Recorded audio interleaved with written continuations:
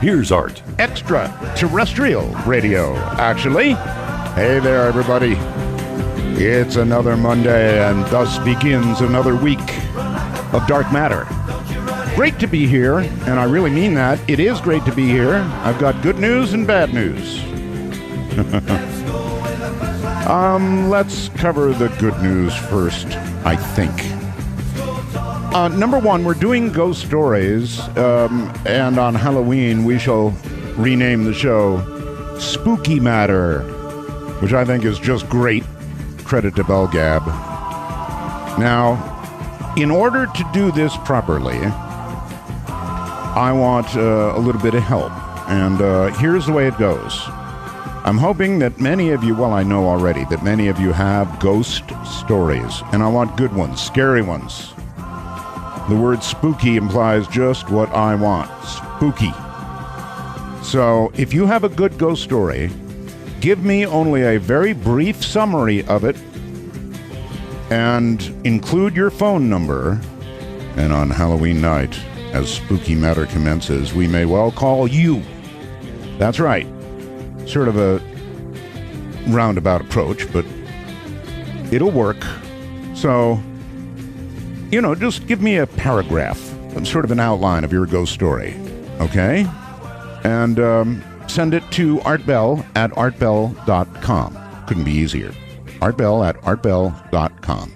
Really soliciting ghost stories and people. And remember now, you have to be by your telephone on the appointed evening. Okay? So, because we'll call you. If you have a good ghost story, we're going to call you. I notice that others are copying that. Come right along. Okay, now, with regard to ghost pictures, again, a grand opportunity for you. In fact, we're going to have a contest. I have decided. It begins tonight. And I want ghost pictures. I want the best you've got. If you have a good ghost photograph, I want you to email it to me. And here's what we're going to do. We're going to let the audience decide, I guess, by reaction, who the winner is. And the winner is going to get a Sirius XM gift certificate. Another, and what I'm striving for here is a year of free service. Sirius. They haven't said that yet. They said, yes, a gift certificate, and we'll have to confirm if it's a year, but,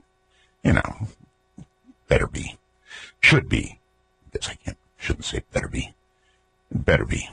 A year. A year would be great, and we'll give it to the person who sends in, that's not a minor thing. A free year of Sirius XM. Yeah, baby. Okay, the government is still closed. They're sort of piecemealing it. Now, I have said that I'm not going to do much politics on this program, but we're going to get to something I am going to do. With regard to our government being closed the way it is, I have gone from amazement to anger. I notice CNN is measuring everybody's anger, and everybody's really angry. And now, finally, to, for me anyway, indifference. I just don't give a damn anymore. But there is something I do care about, and we'll cover that here in a few minutes.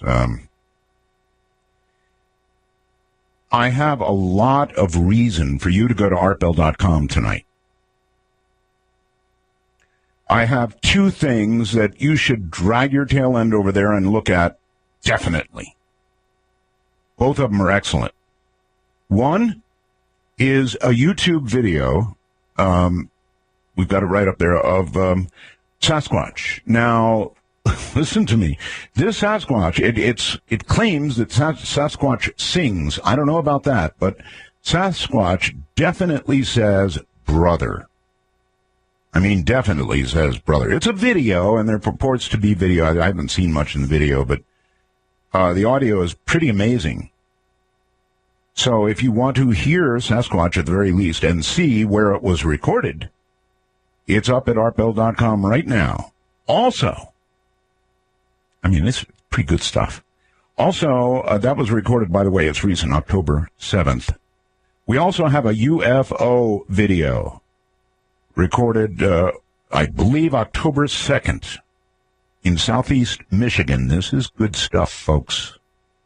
Now, it was recorded by a security cam, and there is no question about the camera because you can see the glow in the sky from a nearby city, and it never moves. So this is a legit UFO video, unidentified flying object.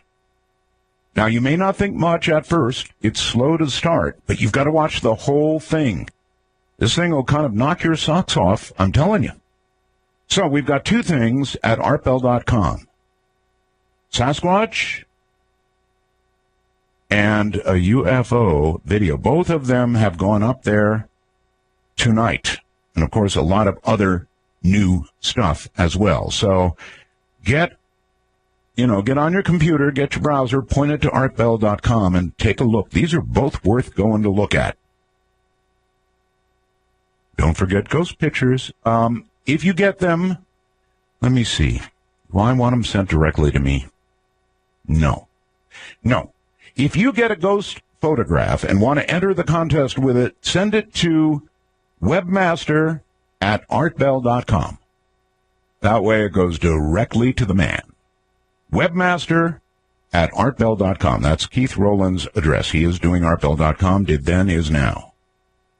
And remember, if you've got a guest that you want to have on the program, particularly if you have contact information, please contact Paul Bowman. Just click on his name on the website, artbell.com, same place. And if at all possible, give him contact info. All right, let's see. What else have I got for you tonight? The infamous 90-minute timeout. We got it fixed for computers here across America, but the poor, tasty Canadians still suffer the 90-minute timeout. Now, the American branch of SiriusXM is talking to their brethren, the tasty Canadians, about possibly instituting the same thing up there. So that's in the works, and I thought I'd tell you tonight. Tasty Canadians, stand by. All right, I have a couple of warnings for you tonight. Warning number one is this program. This is going to be a frightening program that you're going to hear tonight. I really sincerely mean that. It is genuinely frightening. So, two things. One, if this kind of thing scares the out of you, turn it off now. If you have, sensitive people around you who can't take this kind of thing, then turn it off. What you're going to be hearing tonight are the legitimate voices of ghosts, people who have passed on. And I will go through how we know it's legitimate, but it is legitimate and it is scary. So please do me a favor, and if you have anybody sensitive to this kind of thing, get them out of the room. Okay? That's my big warning. And then on the other hand, if you like this kind of thing, turn the lights off and see how long you can take it. Okay, have I got everything out? I think I do. Just one more thing. And here's where I said, well, normally I'm just not going to discuss politics because, frankly, to much of it I have become indifferent. But, and this is really a big but, if those bastards, excuse my French, but I mean it, if they're crazy enough to allow closing the government is one thing, but a United States default, which is coming up rapidly, would be entirely a different ballgame. If they're crazy enough to let that happen, I just don't believe they're going to be. Oh, well, let me tell you what the Treasury Department said. Quoting, a default would be unprecedented, has the potential to be catastrophic. Credit markets could freeze, the value of the dollar could plummet, U.S. interest rates could skyrocket, the negative spillovers could reverberate around the world. Now that's the Treasury Department. And I'm here to tell you that, in my opinion, if they're really crazy enough, and you know, they're being tested now, how crazy are they? Crazy enough to let the government be closed, but would they really let us go to default? Listen to me, this is just my opinion. But in my opinion, if we go into default,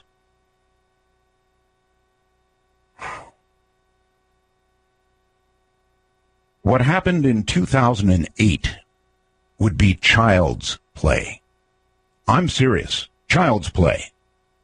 I think it would bring on a depression, a severe depression. Could they be that out of their mind? Yeah, they could be. I don't anticipate it. I don't think they could be that nuts. But we live in strange times. And if I see a default really coming, I will take my marbles and go. And my marbles include what shekels I have that can be converted to another currency, my wife and my daughter, and I'm out of here, back to the Philippines.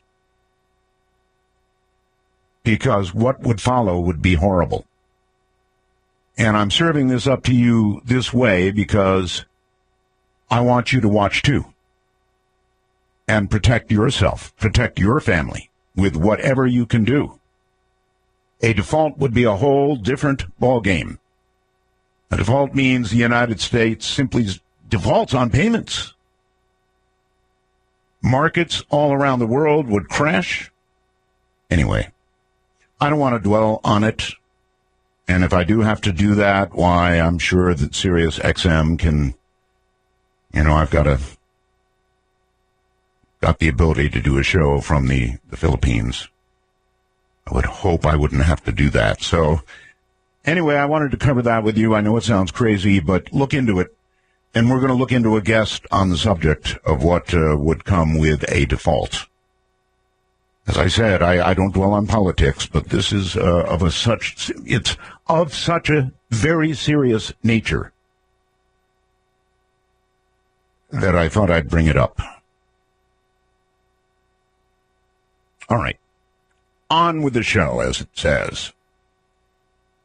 A lot of people, a lot of you that I've talked to who've had trouble, and thinking that it's Sirius XM dropping out, well, guess what? In a lot of cases, because I've called people. They email me, oh, Art, it's just no good. It keeps dropping out. Well, guess what?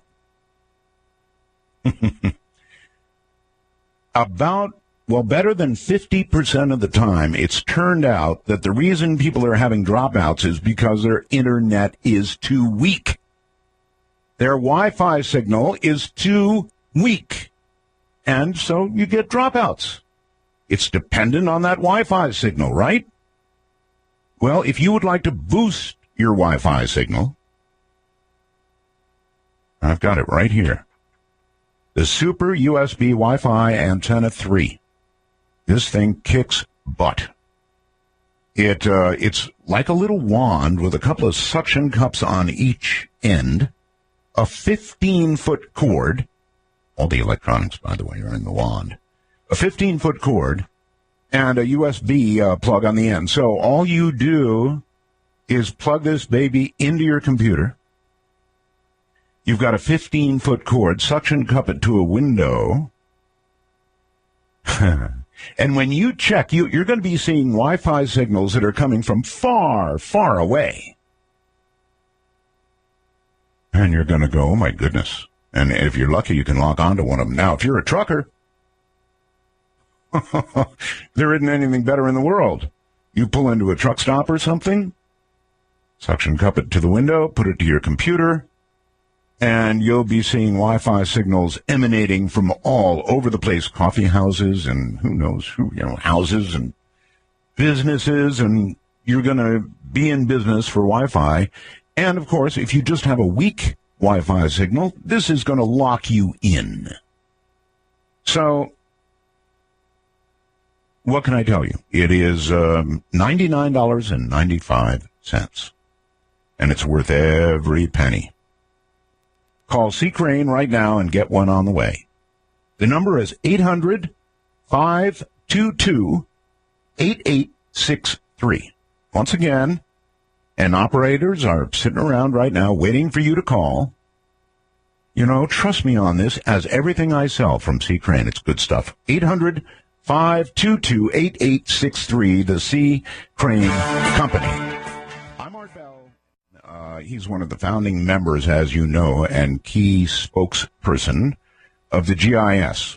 He's been on the forefront of EVP, that's electronic voice phenomena research, ghost photography, and the use of modern technological devices to capture what goes on in the spirit world for 15 years now.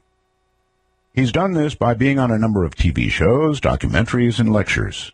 His knowledge, and at times skeptical nature, have also been important in giving real people comfort or the advice they need to delve deeper into what's going on at their homes or businesses.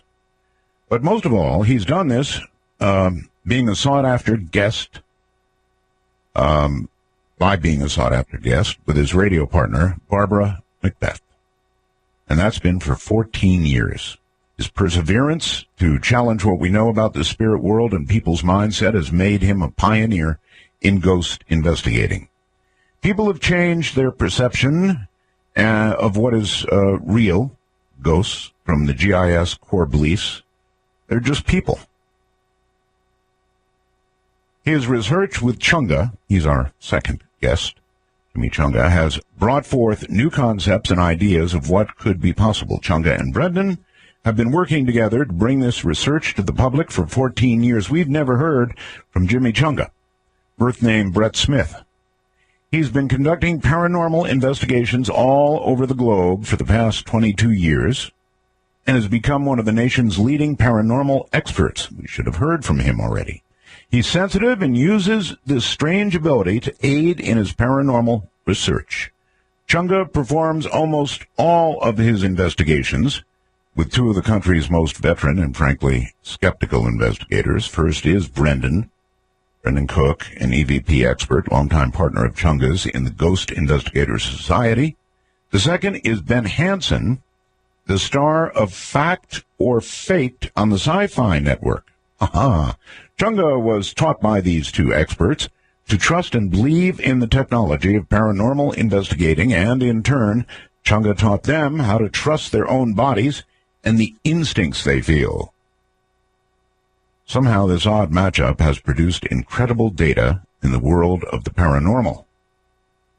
And by the way, Chunga has been a member of the Ghost Investigator Society since 1999, even though we've never heard from him on the air. So there's more, but I'm going to jump to my guests, and the very first thing I'm going to do is say hello there to both of you. Well, hi. Thank you. It's a pleasure to be here. Art, this is Chunga, and I'm a longtime fan, and am honored to be here with another outstanding, sterling radio professional like you. I'm so excited about this. Thank you. Can I call you Jimmy? Sure, absolutely. You can call me, Chunga. Everybody, all my friends call me Chunga, but if you're more comfortable calling me Jimmy, that's, be my guest. Definitely, Jimmy. And it's great to have you on, Jimmy. It's a good, free, open format where we have more actual show than commercials. And I assume we also have with us tonight Brendan Cook. Oh, I'm here. I am here. Okay, you both sound great, actually. Wonderful. I have warned the audience suitably, I hope sufficiently. Uh-oh. This is really scary stuff. You guys have not been on the air now for quite some time. Is that correct? Well, Brendan has not been on the show with you since the old days. Yeah, since 2010. 10. I've never had because I have been a radio show host of my own. I have not had the ability to go on the Art Bell show, the Dark Matter show, until now. And let me tell you something. This has been, Brendan and I talking about this for months. Wow. We are so excited. Well, I mean, it's Art Bell, for heaven's sakes. Oh, when you're a young kid, you're a young radio professional, and you're slaving away. You know what this is like, Art. When you're doing radio for 30 years or however long it is that you've been doing this, you've got guys that you look up to, right? And you were always one of those guys for me. So this is very, very cool, very exciting. All right, thank you, Jimmy. I've got to ask this. Sue is sending a wormhole message to me, which says for Brendan, what's up with Barbara? I think it's safe to say everybody wishes her the best and misses her. And also, is your website active or what? And thanks for all your stuff. No, Barbara is fine. She is just getting a little older. She's not able to do stuff as much as she used to, but so she's kind of retiring, or not fully. I guess, retiring. No, I don't want to say retire. I mean, we still do stuff all the time. It's just she just doesn't do all of them. Exactly. All of them. All right, fair enough.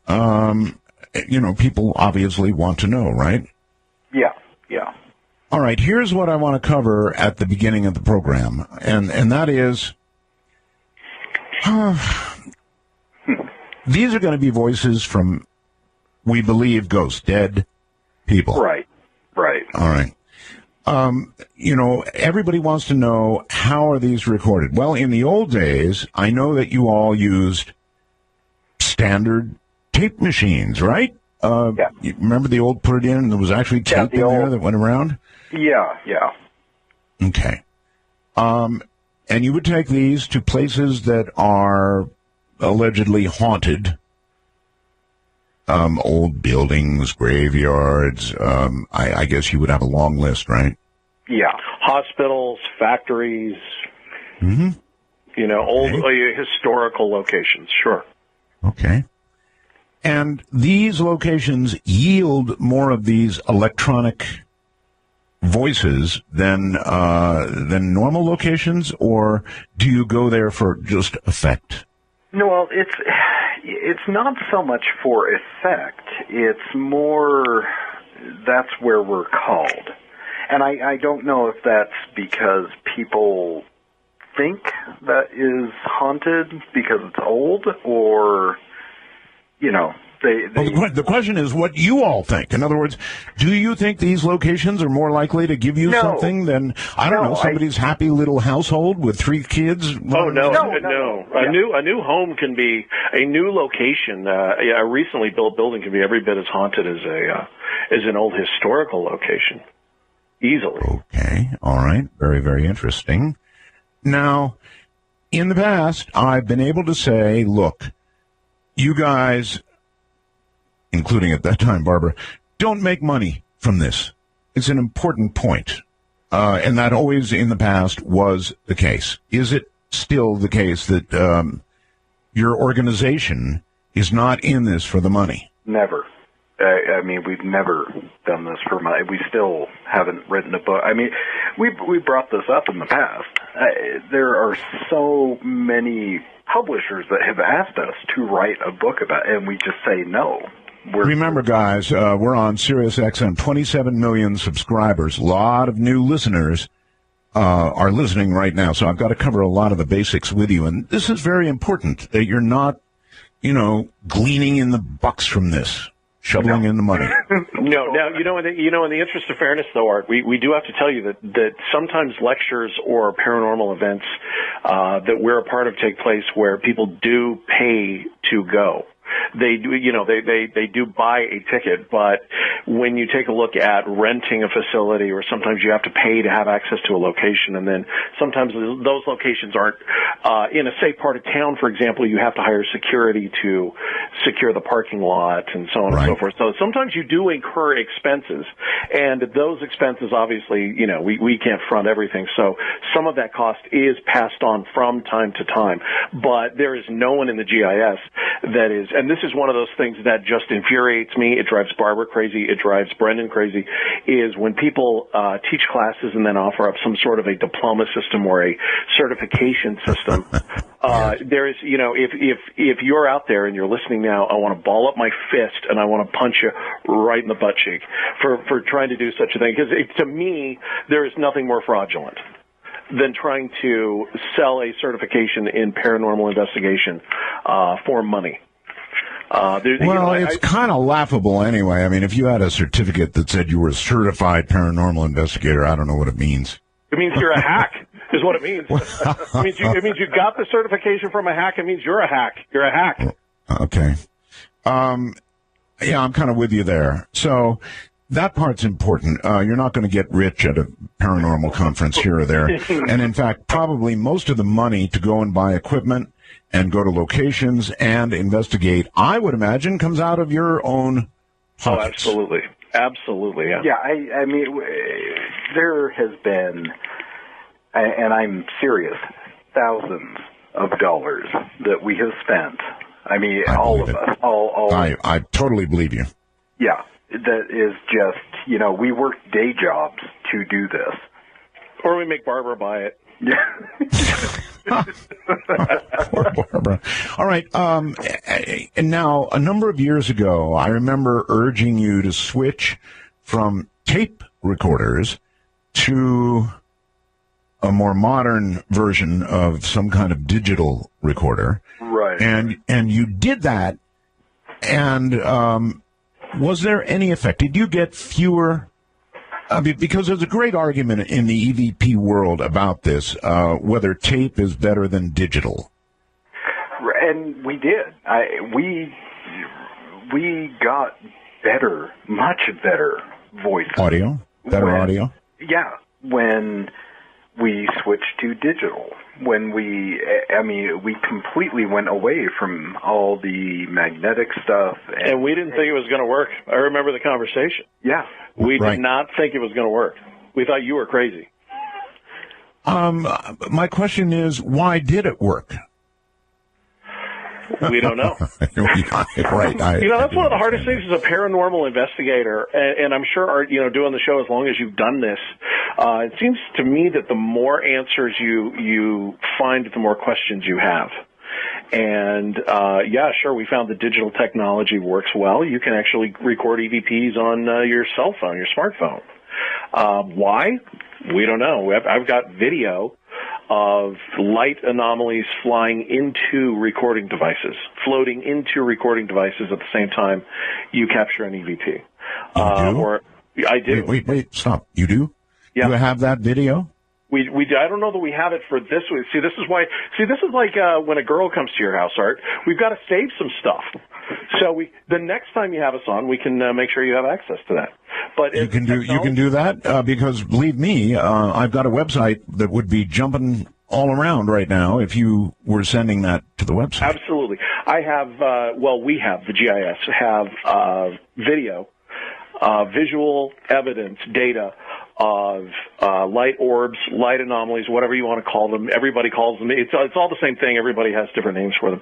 Flying into mag lights to turn mag lights on and off. We have them flying in and out of digital recorders at the same time EVPs are recorded. We have them floating into the spirit boxes.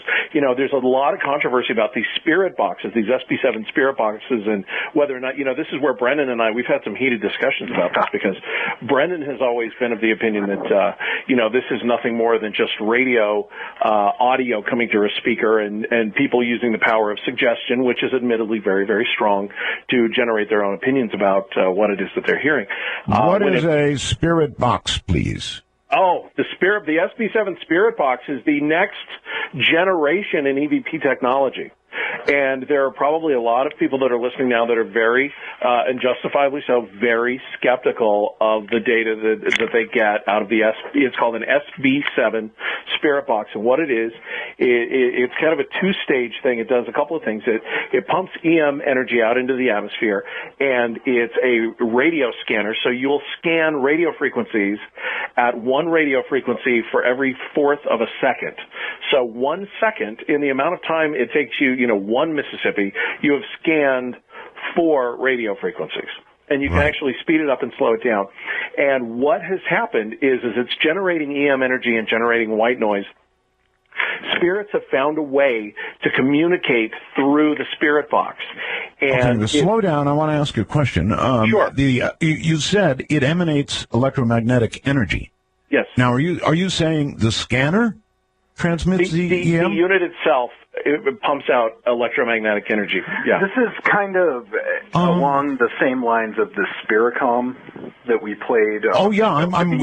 We'll get to that. We'll get to that. And by the way, EVP itself goes back to, well, how far?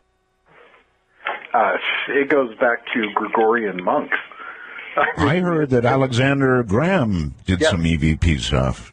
Oh, yeah. Right? He was working on the device. So was Thomas Edison. They were all working on devices to create something to communicate with the dead. I mean, it's human nature to want to do that. For some people. It's human nature. Not one of those things that everybody longs to do. Hey, I think I'll talk to the dead today. Now, I want to know, let's come back to the spirit box. Sure.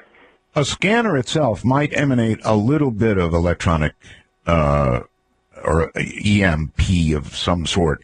Not a pulse, actually, but it might radiate a little bit. But generally, it's a receiver, not a transmitter. Do you have another device in there that actually transmits electromagnetic energy? I wish I had it here with me now so that I could really kind of get into the X's and O's of it with you. What it does do, it's a really, as far as paranormal investigating goes, in many cases it's actually cheaper than a lot of the digital recorders that you can get your hands on. It runs you about $70 to $80 depending on where you buy it, and operates like a very simple portable transistor radio. Now, they've done something to it. The extent or the amount of electromagnetic energy that it pumps out into the atmosphere, with respect to you and your listeners, I wouldn't want to speculate. I honestly don't know just exactly how much it does put out into the atmosphere, but what it does do is it does put some electromagnetic energy into the atmosphere and scans and generates white noise at the same time. And somebody sells these things or what? Absolutely. Yeah, you can go grab one in your next commercial break. Go pull up Amazon and you can go order one. Yeah, they're readily available. And I'm sorry, what are they called again, please? It's the SB is in Bravo, S is in Sam, B is in Bravo, number 7, SB7 Spirit Box. And it's from, I think, I'm not sure the manufacturer. ITC or something. Doesn't matter. They'll find it. We'll find it. The SB Sugar 7 Spirit Box. Huh. Exactly. And all right, so there's a scanner in there. Yep. Looking at 4 frequencies every second. Mm-hmm. Yeah, you can do it on AM or FM bandwidth. Okay, fine. And how are you recording voices? You're not recording on the actual unit, so you have to use it in concert with a video camera or a digital recorder, and it works very much like a typical session in which you would take your digital recorder and ask questions and then play your digital recorder back later. The difference is there's a lot more noise involved. Some people don't like it because it's pretty noisy. A lot of people attach external speakers to it, and then they ask a question, and the response, if there's any paranormal activity in the area, is immediate. You don't have to play your tape back. You don't have to spend hours hunched over a computer listening. You can hear the voices back immediately. And the cool thing about this is that if you were getting audio from one sweep, you would know it. you can get full sentences, you can get names, you can get intelligent responses from the other side, and you can hear the radio frequencies sweeping underneath the voices. Yeah. Well, I mean, wow. It's like very intense. Perfect example. We did an investigation at the mausoleum that we always used to talk about. Right. And we used this device, and the voice was saying, because we were all kind of being loud, we had a bunch of people there. Yeah, we had about 7-8 people there with us. Yeah, exactly, which is more than we normally have, and the voice just simply said, "Be quiet." That was it. I mean, on this device, it just said, "Be quiet." And it's a contextual thing. You know, if it was random, I could understand that. But when it's contextual like that, and it has to do with what you're dealing with and, you know, what's happening, that's... Art, Brendan was very, as you know, you've had Brendan and Barbara for years. Brendan is very skeptical. When I was learning how to do this, I trained primarily under Barbara. I'm a little skeptical too. And that's great. And you should. Let me tell you why. If you've got what amounts to a scanner in there, mm-hmm. then you're listening to radio frequencies. Correct. And if even if it's just white noise, well, if you should suddenly get a voice, that could come from, I don't know, a shortwave broadcast station could come from me. Yeah. I'm on the air all the time. Exactly. On shortwave. And how many years have we brought that up where it's, you know, people with EVP have said, okay, it's baby monitors. It's, I mean, how many whatever. years? Yeah. Whatever. Exactly. So and that's why I'm skeptical. Yeah, and I'm skeptical as well. It's just when it's in context like that and it happens over and over is where it's... The last time Brendan and I were together in the mausoleum, we were talking to a husband and wife couple, mm-hmm. And we were standing next to their vaults in the mausoleum, and we were getting intelligent responses. They were telling us their names. They were telling us the year and date that they died, you know, the exact date and year that they died. At one point, they had a picture of the couple on their vault. As they were very together. Where the vault is. And you remember, Brendan, I said, Jake, you and your wife are a beautiful couple, and you know, the voice of an old man came through the radio and said, "Yes, I know." Very intelligent responses, and if again, the thing that you want to listen for so carefully with these spirit box sessions are the voices coming through as the radio is sweeping underneath? Does the voice change? Does it change? Does it go male to female, for example? Does it change in age from young to old? Now, it's been our finding, and Brendan is a bit of a convert to this because he's seen it in action. And it's blown us all away because the voices are consistent as the radio is sweeping underneath. Yes, all right. A quick question for you, and you may not be able to answer, but typically what frequencies do you scan? It scans the entire band. So it will start at one end, you know, at 88 point whatever, and then scan all the way up to 107.9. That's the FM band. Either or. You can also scan on the AM band. We've also had a lot of luck in locations that are underground. Yeah, but you're going to hear FM stations, right? Yeah, absolutely. If you scan FM, you're going to hear FM stations. You are, but it's only for a fourth of a second. Now, think for a moment how quickly, you know, Art Bell, that's what, a second and a half? In that amount of time, you should hear 4 to 5 radio sweeps underneath that. You'll hear them. In other words, these voices come over Absolutely. the scanning frequencies. Yes, I see. Yeah. All right. I still don't like it as well as going in with a recorder. Many don't. And a microphone. Which is, I mean, all the voices that we brought tonight, none of them are from this. From the spirit box? This is what Chunga was talking about before, Jimmy was talking about before, that, you know, we'll save that for later because... It's almost a whole show on its own. Yeah. Call him Jimmy. I mean, saying Chunga. Chunga sounds like somebody you bring with you when you want to collect on a loan that you've been having trouble with, you know? Absolutely. And all right, Chunga, break his leg. If If you ever need somebody for that, give me a call. So what we're going to hear tonight, this comes from digital recorders. Yes. With only a microphone hooked up, or in some cases, no mic.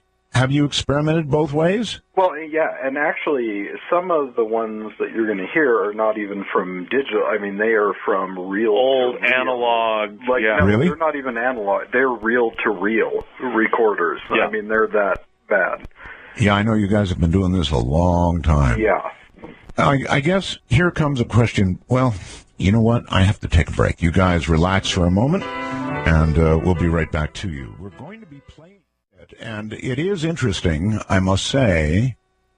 And actually, they recommend scanning from 76 megahertz to 87.9, so that really does keep it out of the FM band. And it has what's called a proprietary white noise enhancement. And really, there have been a lot of ghost investigations conducted by people using white noise. That's just, like you turn on a radio to no radio station and you just get noise, right? That's white noise. Or TV, white noise. And apparitions and EVPs have been all around white noise. There was a movie called White Noise, you may recall. Okay, gentlemen, welcome back. Hey, good to be here. So it is very interesting. I'm skeptical, but that's not what we're talking about anyway tonight. It's just interesting. You guys don't sell the SB7. No. Right? Oh, heavens no. No, we don't sell anything. All right. Okay, good. No, I mean, like I said before, we have had offers to sell a million things, and I bet you we don't have. do it. I don't remember if you recall years ago, when we were still using the old magnetic tapes. There was somebody that claimed we were selling things for Sony, I believe.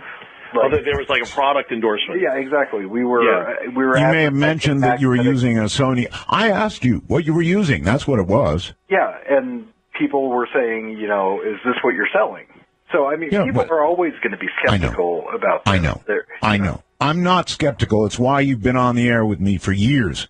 Because I'm not skeptical. I'm convinced that these voices are from the other side. I am absolutely convinced. And I don't convince easily. So I'm a believer. Now, we're about to turn and actually play some of these. So I'm telling you, folks, be careful. This will, as it adds up through the evening, be very frightening.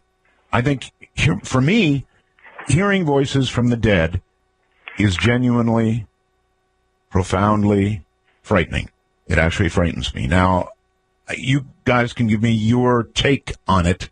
Does it ever frighten you, or are you so used to it now that you just take it in stride? Yeah, it's one of those things you never really get used to. I mean, you do in the fact that there is a voice there. Obviously, the first voice that we ever recorded was so shocking, and because, as I've said, I was so much of a skeptic that I never thought this would work. So when I recorded a child saying something, how did that happen? And racking my brain trying to figure it out.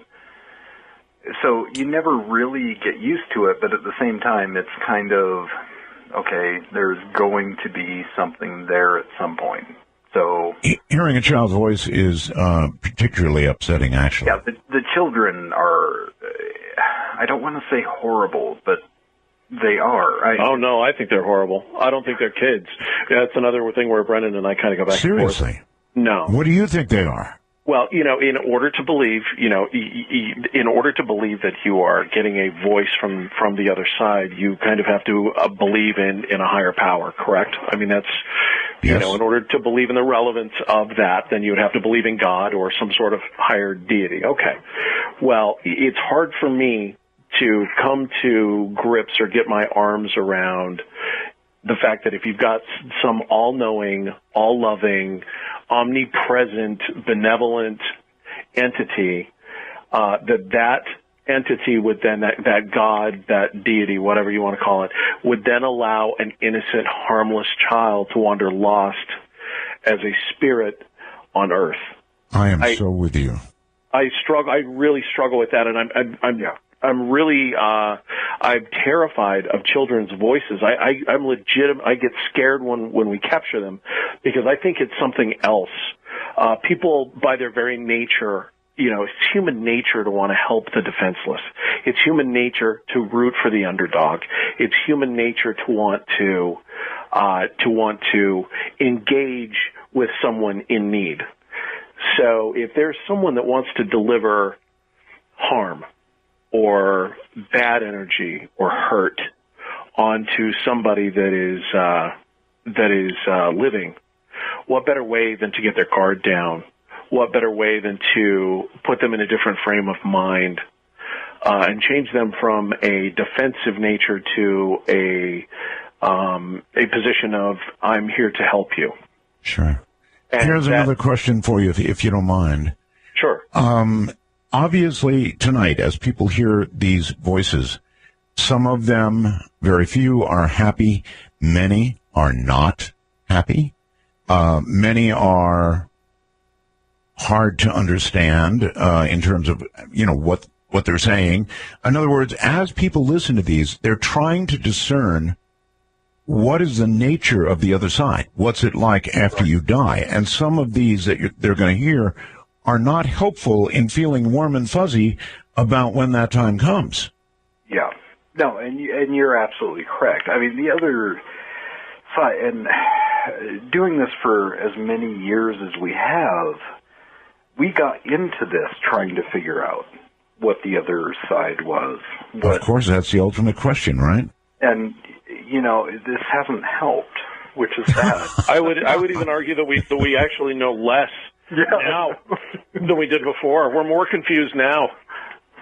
All right. Well, then here comes a big one, and maybe the last one before we get going. But I would like to know your opinion, having done this for years and years and years and years, about whether these are people that we're hearing from that are in heaven, or these are people that we're hearing from that have died but are on Earth, stuck on Earth for some period of time? Or in some cases, are we hearing from people that are burning? I hate to answer it this way, but honestly, I think it's everything. I think, judging by some of the voices, and again, context is the biggest part of this. Context is everything. How relevant are the answers to the question? Exactly.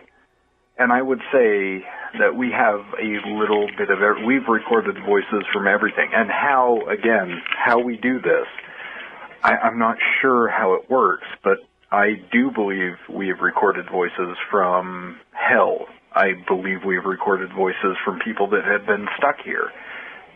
Recorded voices from things that have never been human and have never had a body. Exactly. Really? Oh, yeah. That's a big one. It's terrifying. So you would call those things what? Demons. I don't know. It may sound kind of schmaltzy or kind of corny. I'll tell you, Barbara never would have said that. There were many times where Barbara had a stick at the ready, to punish me for even suggesting something like that. But the truth is that I ran into that with her too, by the way. Oh, that's a relief actually, because I thought it was just me. Being the guy who studied directly under her for a decade, that woman has forgotten more about this than most of us will ever know. But she was very spiritual and very mystical and had a very different way of doing this than Brendan has. Let us not speak of her in the past. She is still around. We're eulogizing her, right? Yeah, she's still around. She's great. Probably she's kicking fine. the radio right now, but she's still around. So she's you actually think, some of these you believe, and I do too. I must say, I think I've heard EVPs from demons. I really believe that, or either that, or somebody really screwing with you. Right. Well, we've got some things here tonight that Brendan and I have recorded and have had sent to us over the years. a culmination of the three that will really give you pause. Really going to make your blood run cold. One of these, well, more than one of these, several of these, made me physically nauseous when I heard them. Right. That's been my experience in past shows, and hence my warning to the audience. All right, let's get underway. I had to do it, and so I did listen to the first one. I thought it was not particularly good, but let me reevaluate as I listen. Now, what's really cool is that we're on Sirius XM, and people are getting really good signals, so they're not straining to hear this through the static of an AM station 600 miles away. Right. They're going to be hearing it very clearly. So tell me about number one, and then we'll take off here and do it. All right. So in this one, you remember years ago the mausoleum that we always talked about. That Yes. I mean, we have done this mausoleum investigation, I would say, over 150 times, and we just barely went back. What was it, 2 weeks ago? About 2 weeks ago. About 2 weeks ago. Mm-hmm. And you actually hear the owner of the mausoleum, his wife, says that poor girl is going to be terrified. And she's referring to this girl that we had brought. It's her first ghost investigation she's ever done. And the mausoleum, honestly, for anybody who hasn't been there or hasn't ever done this, is one of the scariest places to ever go. I mean, whether you're doing ghost stuff or not, I mean, it's just, to be there is terrifying. Okay. So you hear that woman say that poor girl is going to be terrified, and then an EVP says, Ben, come over here. And the EVP is almost androgynous. It's not male or female. We can't really tell. To me, it doesn't even sound male or female. It just sounds like a voice. And here's the contextual thing we were talking about. Ben, which we talked about earlier in the show, Ben Hansen from Sci-Fi's Fact or Faked, was about to show up at this investigation. He hadn't come yet. Oh, he was actually on the parking lot, roughly this time. All right. All right, here it comes. Let's all listen. Number one. Here we go. I think. Come on, number one. Play. That poor girl's going to be terrified.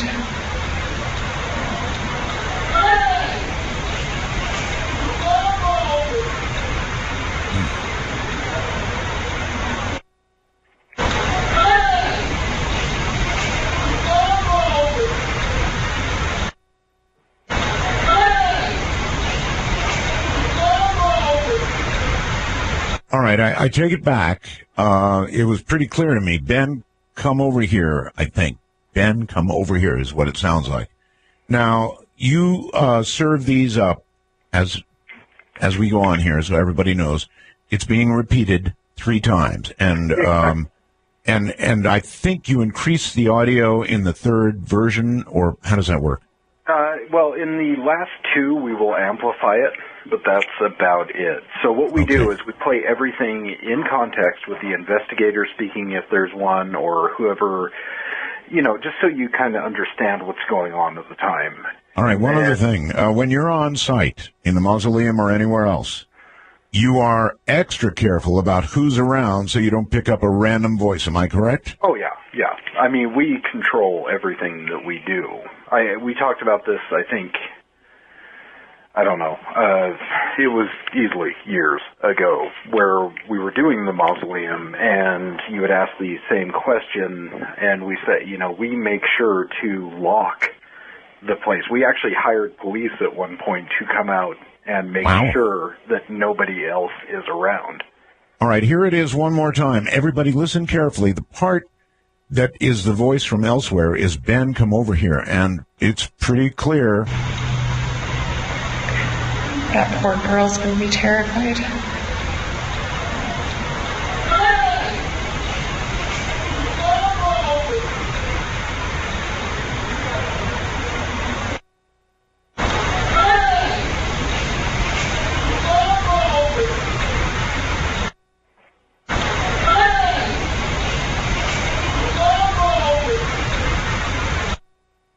it is pretty weird to imagine that's a voice from the other side.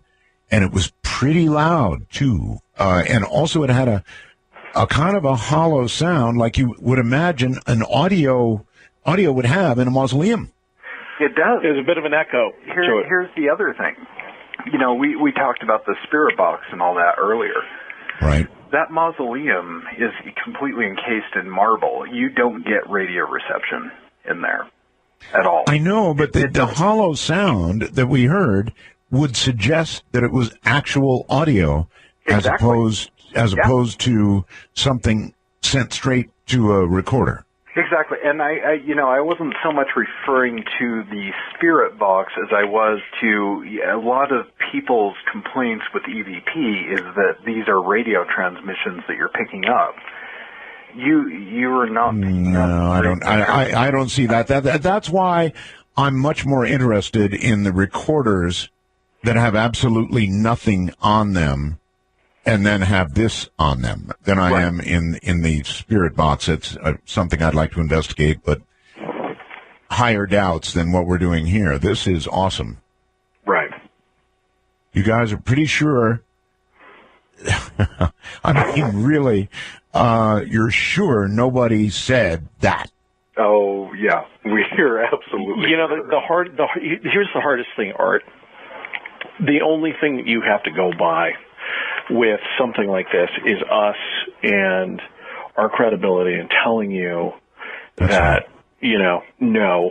And in my opinion, again, it goes back to the spirit box. Spirit box is a little bit different because you'll have, it's almost like a second stage recording where you'll hear the people in the room, you'll get the intelligent response, you can clearly tell that it's coming through the spirit box and isn't somebody else that's in the room. Again, I'm not a proponent one over the other. It's just two different means to an end. It's just two different tools in your toolbox. With this particular EVP, there were two females that were in the kind of the entryway area of the mausoleum in the chapel area. Everyone else was at the very, very far end, which is thousands of square feet away, not within earshot. And there were no male voices around, and there were two females around.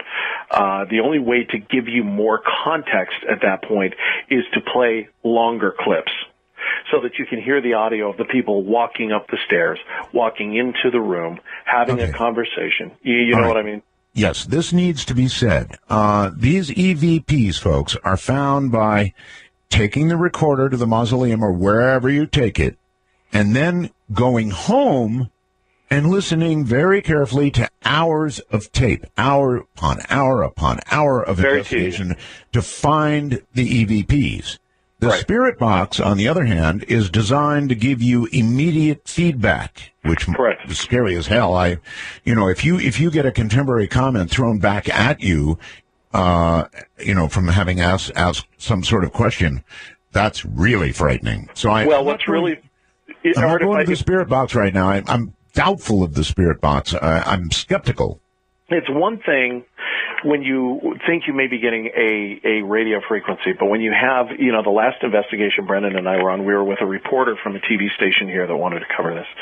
Right. And we turned the spirit box on, and the two first words that came out of the spirit box was the C word and the B word and the reporter's name. And there's nobody on the radio that is going to be using profanity and using, especially really hard profanity. Well, you haven't listened to XM much, huh? That's terrestrial radio. You're not going to get that. Yeah, that's correct. Terrestrial radio, you're not. The other thing that makes me skeptical about the spirit box, and sorry, but I've got to do this. Sure. If somebody wanted to screw with you. Yeah.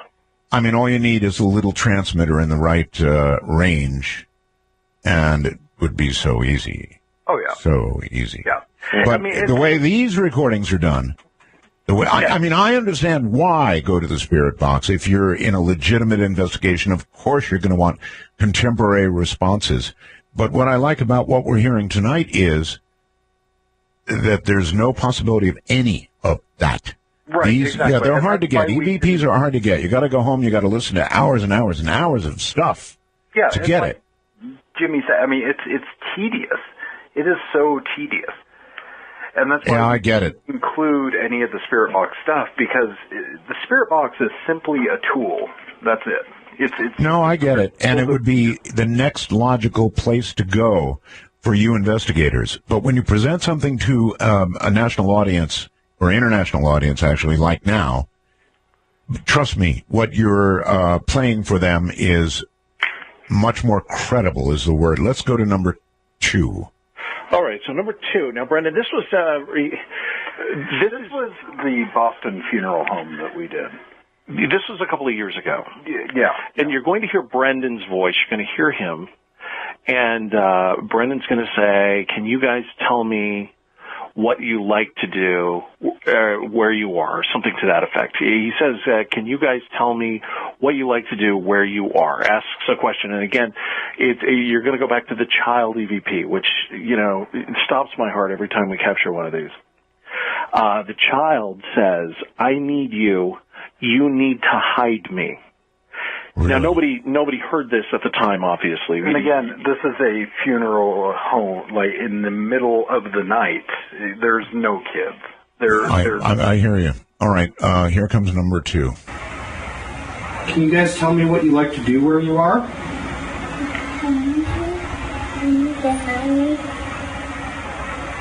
Wow.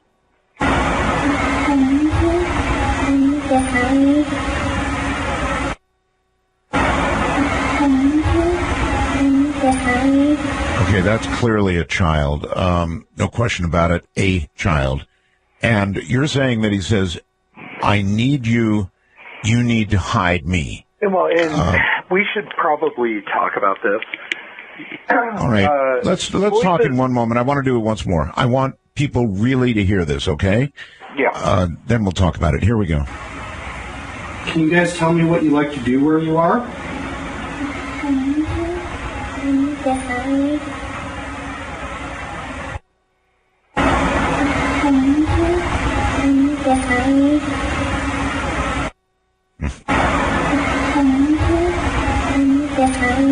You know what I think it says? What's that? I need you. You need to hang me. What? Well, you bring up an interesting point here, Art, because every time we do one of these sessions where we're going through hours of tape, it's pizzas and snacks and people people sitting in a room and then arguing and offering up their own interpretations. And Brendan and Barbara would never agree. Ever. I know Barbara wouldn't. It came down to me, it came down to me splitting them up, several different times. All right, sorry about this, folks, but one more time. This time, see if you hear you need to hang me. Here we go. Can you guys tell me what you like to do where you are?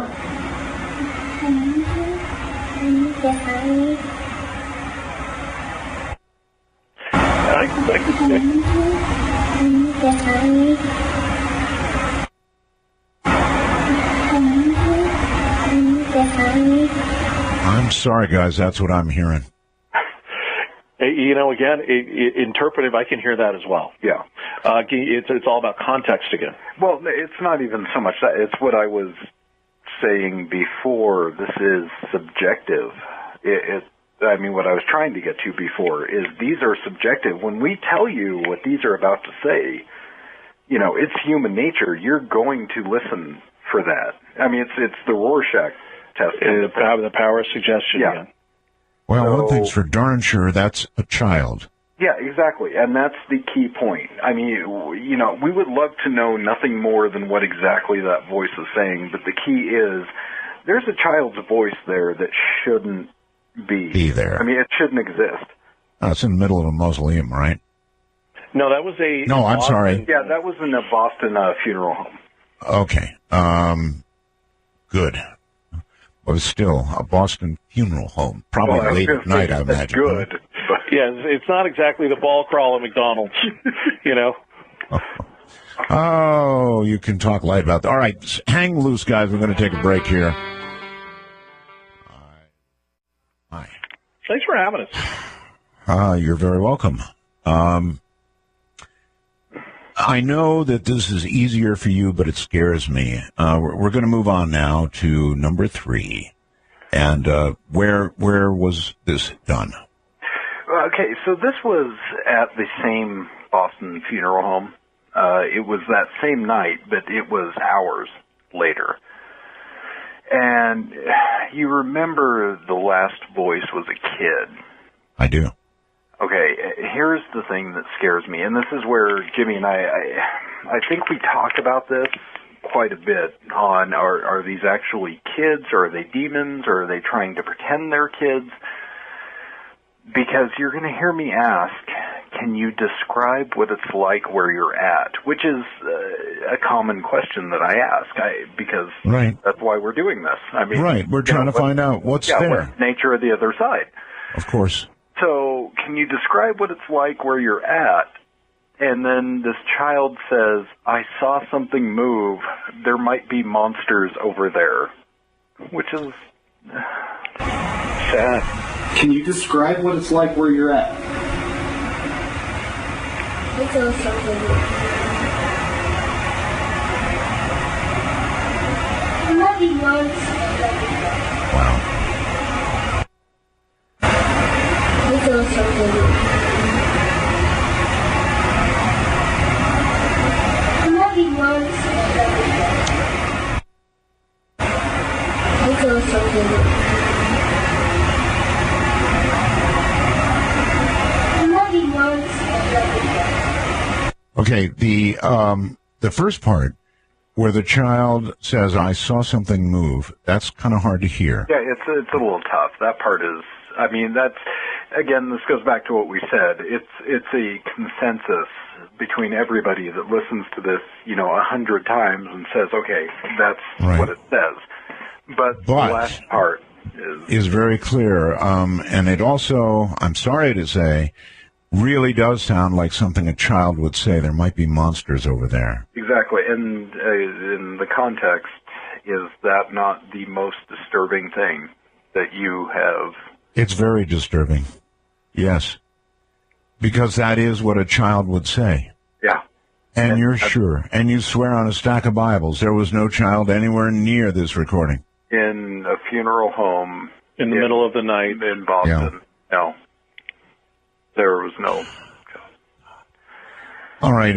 One more time. Here we go. Can you describe what it's like where you're at? I saw something move.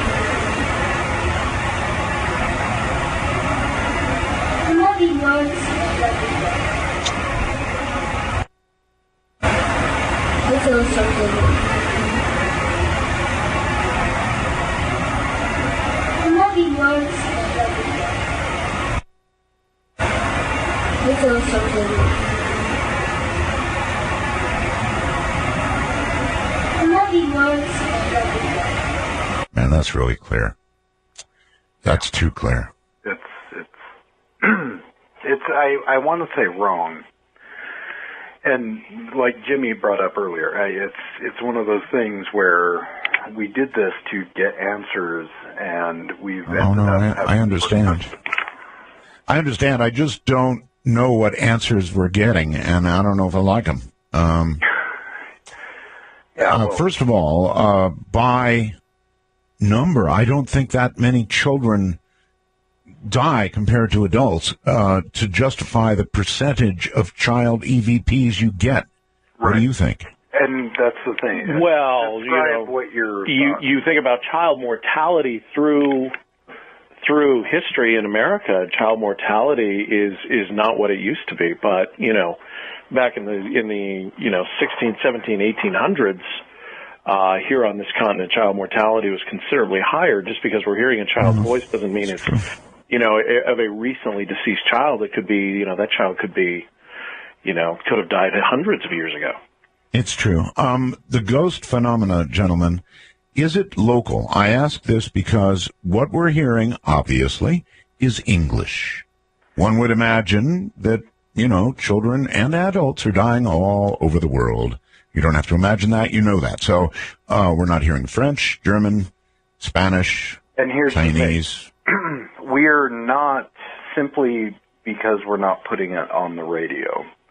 There are, if you go to our site, there are, I would say at least 30 voices that are in other languages. I mean, we've got everything from Polish to Native American to German to Spanish. I mean, and it's just... Do you wonder if these are foreign people who passed on here, or they're foreign people who came here after passing on? Well, yeah, of course. I mean, you'd have to wonder that. But to give you a perfect example of what I'm thinking of, we were investigating an old pioneer museum. And, you know, there's a common knowledge among people that do this that it's not just places that are haunted, it's people, it's artifacts, it's things like that. In this pioneer museum, it was like, it's hard to describe, but we got this overwhelming sense of this Native American woman and then this Polish woman. And I don't feel anything ever when we do this, but we got this sense of like burning sausage, which you'd associate with Polish. And yeah, so when we listened to our recordings, we had this Polish woman singing some song that we've never heard of. I mean, and this is contemporary, completely contemporary information. Right. She's singing this Christmas song that nobody's ever heard in our group. And then I think we played it on your show, actually, and then we had a response from somebody giving us the translation. Oh, I remember that. Yeah, and we looked it up, and that was it. I mean, that was what happened. I mean, that's exactly what that woman was saying. All right, here's something else that I want to get out to the audience, and that is that although you are experts at doing this because you've been doing it for so long, there's nothing in the world that says whoever's listening right now, if they don't believe this, is welcome to go get a recorder, go to a site like this if you have the cojones for it, and do some hours of questioning and talking and see if you get a response yourself. Well, you know what? I've said this in years past. People have said, okay, I take the challenge. I'm going out, and they come back with EVPs that they send to me. Yeah, exactly. And you're right. There is nothing. You know, we're not selling anything again. Right. We're not. We've considered this as show and tell. That's what we do. We show and scare, maybe, for our own benefit, and then we show people, and they can believe what they want. And then we say, you know what? Go out and get a recorder and do it yourself. Yeah, that's right. And that's one of those things that's so frustrating to me about people that want to have, they want to offer up, certification or diplomas, because anyone can grab an analog cassette tape recorder and go out and try this. You know, we at the GIS, we don't recommend you do it in your own home. That's something we recommend you stay far away from. However, it does not require. Why? Well, you know, there's a lot of reasons for this, Art. Well, it's one of those things where, and again, we talked about this before, if we feel you're going to be scared by what we might find, when people call us and say, come into the home and, do an investigation, here's what's going on, our first question is always, if what we find or if what we present to you is going to scare you, what would you do? And if their response is, I don't think I could live here anymore, guess what? We can't do it. Very good point. Very good point. All right, number 4, please. Where? Number 4, we have spent years investigating a location which Brendan and Barbara have mentioned to you before, Art, called the Exchange Building. Okay. Now we have the Exchange Building here in town. It's a stock exchange. Stock as in animals, cattle, pigs. Oh. Not stocks as in bonds and pieces of paper. Okay. And this was an old building that was built in the 1920s, in which ranchers would come into town, or it was earlier than the 1920s, wasn't it, Brendan? Yeah, it was the early teens or something. Yeah, it was. It's very, very old, and the building has been a variety of things in its history. It's been an institution for the mentally ill. I'm trying to be as politically correct as I can. It was an insane asylum at one point. It's also been a drug rehab center, and it's been a hospital, and it's been a variety of things. We capture this EVP sometimes when we do investigations, particularly the Exchange Building. We'll just set up condenser microphones or digital tape recorders or, digital recorders of various types, and then we'll leave the building. So there's no contamination, not even our footsteps can be heard. And in this track, you're going to hear a woman she sounds like she's got an accent. It's possibly a Hispanic accent. Just out of nowhere. Again, there's no context to this, Art. There's nobody talking. No one is asking a question. It's just, a lot of silence. And then all of a sudden you'll hear a female voice say, "Put that thing in his eyes," which is kind of ominous sounding. Yeah, let's take a listen. Yeah, all right. Here we go. Number 4. Put that thing in his eyes. Wow. Put that thing in his eyes. Put that thing in his eyes. Oh, wow. That is... there was just silence. There was no... That's very concerning. Yeah, that's very concerning. That's very clear. I'm not sure I hear an accent. It's quite clear. And, really? You don't hear any accent at all? I don't. Maybe somebody else does. We're about to do it again so people can listen. But this one has no context. It just showed up on the recorder, and it's awfully clear. Listen again. Put that thing in his eyes. Put that thing in his eyes. Put that thing in his eyes. Okay, you mentioned this was an exchange, right? Not a slaughterhouse. No. But the thing that is weird about that is that she does have kind of a medicinal, clinical, matter-of-fact kind of tone in her voice, almost like she's performing a procedure. Or I'll give you that. Sure. But what the context of it, we have no clue. We don't know. Also, you would have to. Well, you don't know, but you would have to wonder. Put that thing in his eyes. On the other side, well, we don't know what's on the other side. We don't know if we have eyes, do we? Yeah, well, and that's the problem. Again, more questions That's than one answers. of the voices that we had got. I think, honestly, out of all the voices we've recorded, one of the most disturbing that we ever recorded was a voice that said plastic eyes. In the mausoleum. It was in the mausoleum. Exactly. And it was a contemporary information thing. In other words, it was a voice that we had no idea what that meant until we asked somebody and found out.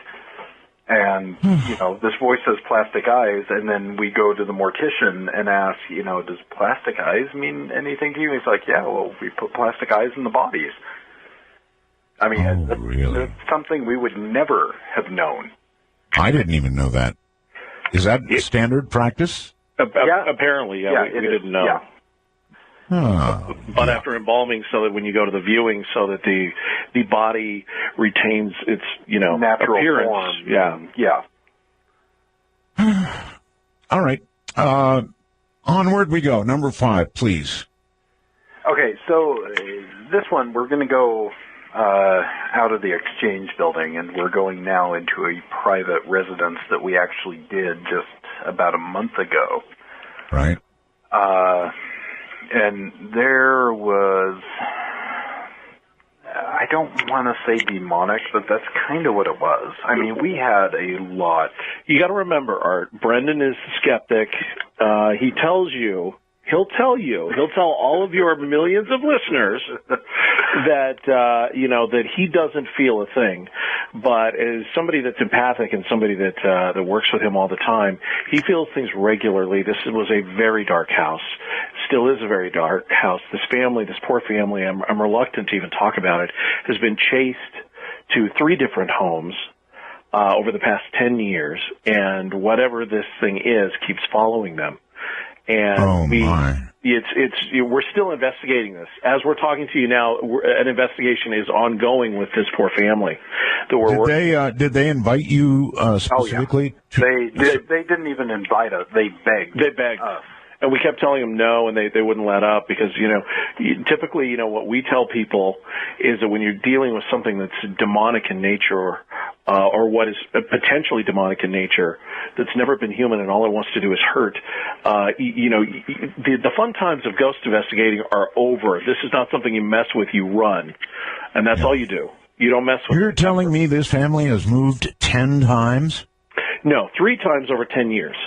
3 times over 10 years, and they've been chased out of their other homes. Yes. Yeah. And it's attached to specifically the daughter. And how do you know the that? daughter is grown, by the way, not a little girl, but a woman in her early 30s. Right. And how do you know it's attached to her? Do you want to explain this, or I don't know if I should. I'll be as vague as I can without violating the privacy of the family.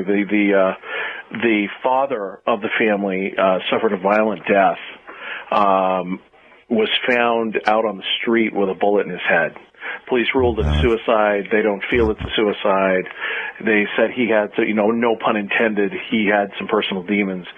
And shortly after his death, that's when the paranormal problems started happening with the family. They thought it was attached to the house they were in. So they moved, and it kept happening. And now they're in a new location. The kids are, the daughter of the man who was killed, she has her own children now. And they're all mortified in this house. I have 2 hours of interviews of these people just sobbing and begging for help. And, Brendan was in the master bedroom of, where this woman sleeps and had objects thrown at him. And this is the real giveaway here. Brendan, who you've known for years, Art, came to me and said, I want to get the hell out of here. And here's the reason. And we've talked about this, and we can talk about it later. EVP is not normally heard at the time. I mean, it's not, when you record this, it's not normally heard. You go back and you listen. It's recorded on frequencies the ear can't. Yeah, you don't hear it in real time. In other words. Exactly. No. You listen to hours of tape, and then you might get one word, and that's it. Right. So when we were in this house, I mean, I can count on 2 fingers how many times I've heard an actual audible voice. And we're sitting in this house. We're conducting interviews. Jimmy had taken the daughter outside to do an interview. I had I think it was the mother in the living room doing an interview with her.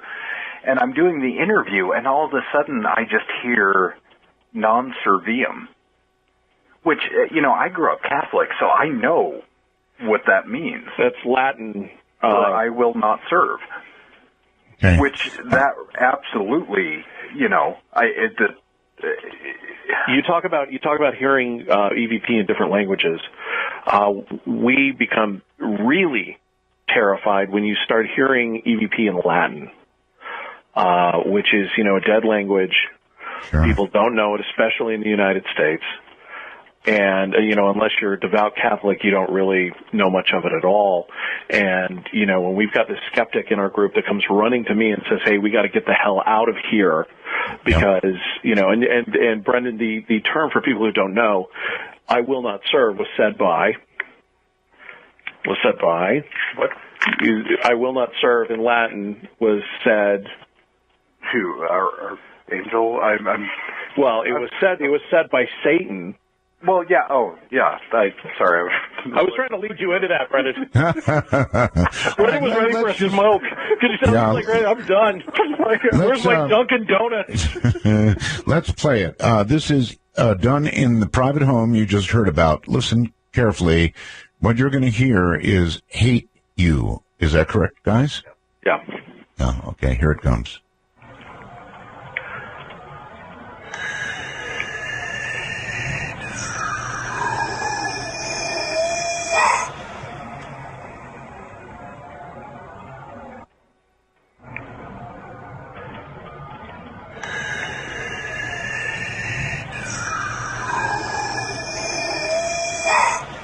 Ugh.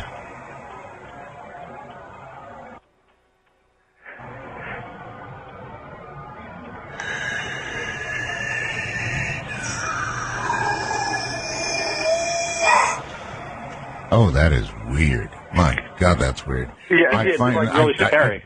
I do hear out. They Hate You. Very drawn out, with a kind of a thing at the end. And it's breathy. I mean, it's almost like whistly, kind of like just wheezing.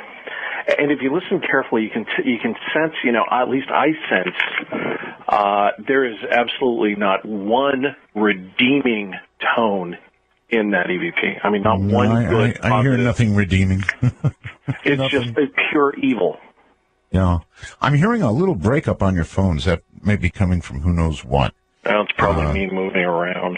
Sorry. Really? Please stay close to the base units if you're on a portable. Please. Absolutely. I apologize. Okay. That's what happens. Here it is one more time. Listen very carefully. It's Hate You with a little thing at the end, and it's very drawn out. So, here.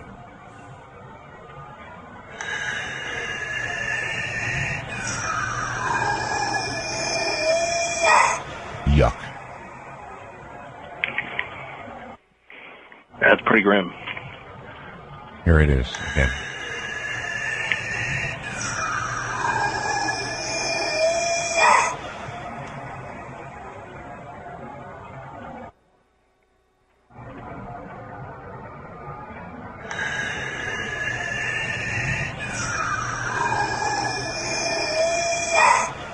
If I was in an 18-wheeler in the middle of the night driving across the country and I heard that, I would be a mess, an absolute mess. Gentlemen, hold on. EVP, the G. They try their best, and they're good for what they are, but look here. You need to get the Senta. I've got to learn to say that correctly. The Senta Ally speaker, Bluetooth speaker. Now, this is a device that's about 9 inches in length. It's oval cylinder shaped, and it's a speaker. It's very small. It's lightweight. It's one of the best speakers for the human voice and great quality audio for playing your favorite music. That's right. It's great for music. So here's what you do. You receive the Ally when you order it. Yes, you have to pony up $69.95, but when you get it, you hook it up by Bluetooth in about 5 seconds to your smartphone, and every song that you play on your smartphone comes out of the Senta, which has batteries in it that last for 10 hours, and it sounds like a, Radio City Music Hall presentation. I mean, it's really good. This device is amazing. Simply out of this world. So Bluetooth hookup means you can hook it up to anything you want that has Bluetooth. As in your iPad, as in your iPhone, or the equivalent on the other side, whatever. Doesn't matter.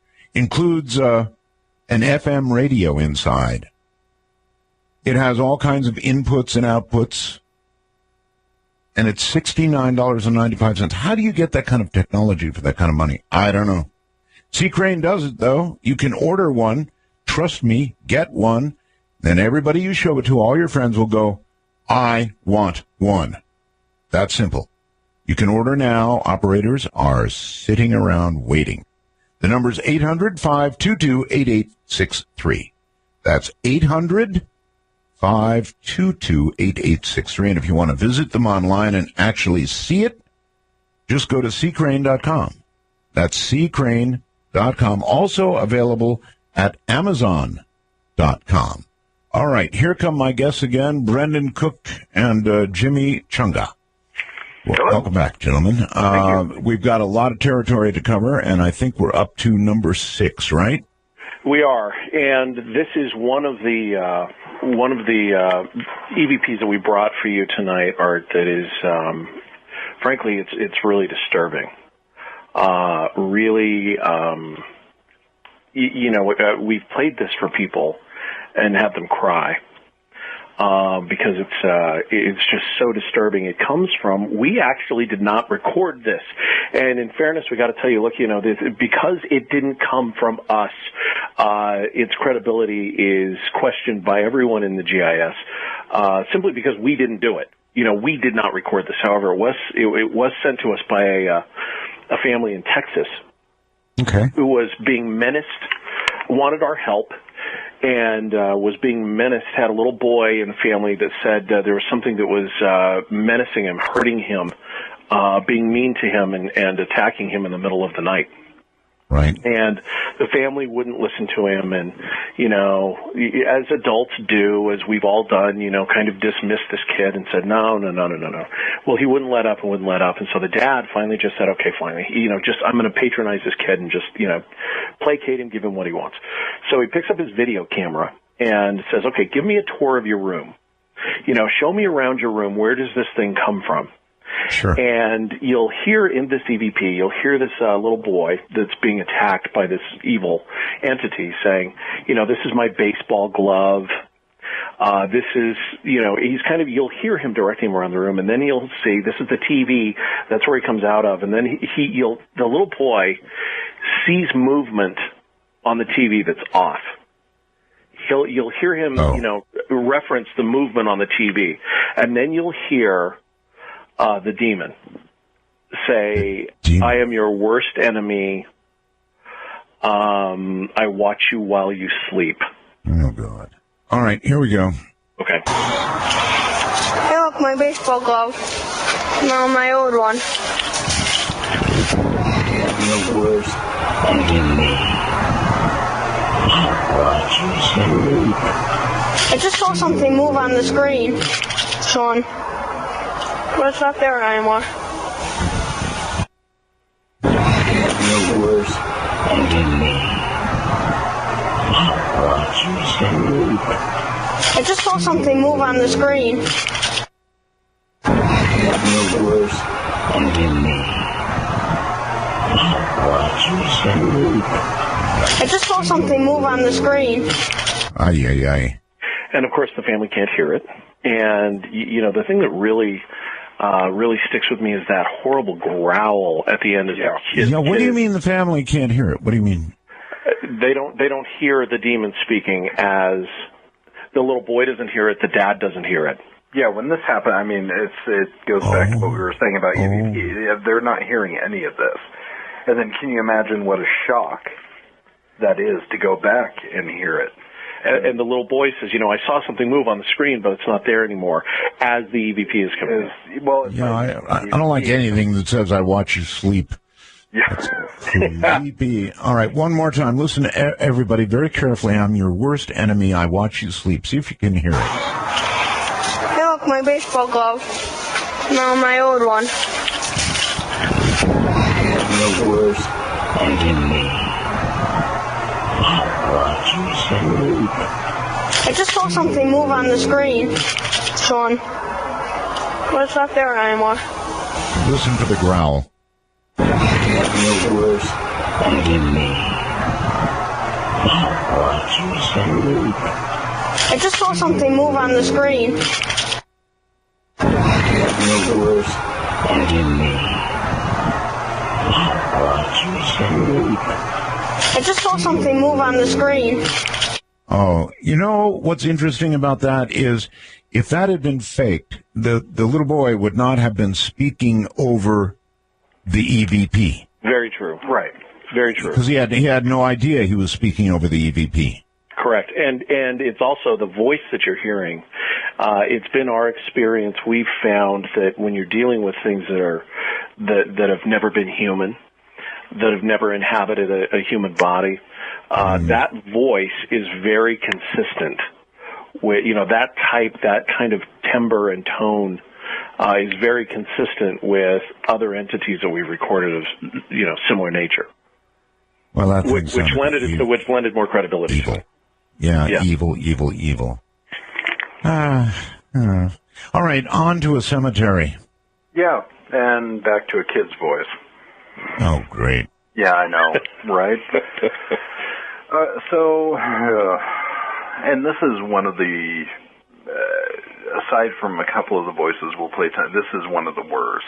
Just because it implies to me that a kid is still around and it's still interacting with people, thinking it's still there, thinking he can still do all that, and that to me is horrible. But we're in the cemetery. This is one of the old analog recording. I mean, this was 99, 2000, maybe somewhere around there. Right. And you're going to hear my wife say, "Did you just pull down the blanket?" And Barbara says, "No." And then you're going to hear this little child say, "I did." Oh, and then, my wife says, "Did you just feel like a tug?" And Barbara says, "No." All right. And no children anywhere around, right? No, cemetery in the middle of the night. Well, it's not even the cemetery in the middle of the night. This is a cemetery in the middle of the night in the middle of December. So, again, that's why she's saying, "Did you pull down the blanket?" Because we used to go out into cemeteries and have blankets wrapped around us. It was, that's what you had to do. I'd want that, too. All right, here it comes. Did you just pull down the blanket? No. Did you feel like a tug? No.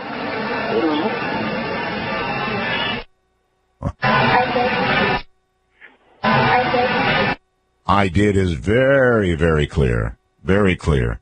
Right. A child pulled down the blanket. Once more. Did you just pull down the blanket? No. Did you feel like a tug? No.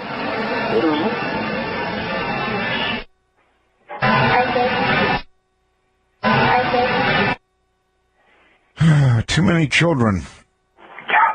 Oh, it gets worse. I'm sure it does. All right, this next one should be, I think, pretty interesting. There's nothing said before. This is, it just said, what it says is, I haven't heard these, it says baby laughing. Yeah, this was, again, it's also in a cemetery. You'll hear wind blowing. This was this is one of those situations that we were referencing earlier where occasionally we'll put a digital recorder down somewhere and then leave the scene. And what we did was we set a digital recorder down on the grave of a baby. It was a baby grave. There's a little, marble lamb kind of carved on top of the grave. Yes. You get the idea. Yeah. So we set the digital recorder down and walked away. You'll hear wind blowing. Now, there was some arguing within the GIS, Barbara, Brendan, myself, because some of us say that the baby is laughing. Others of us say the baby is crying.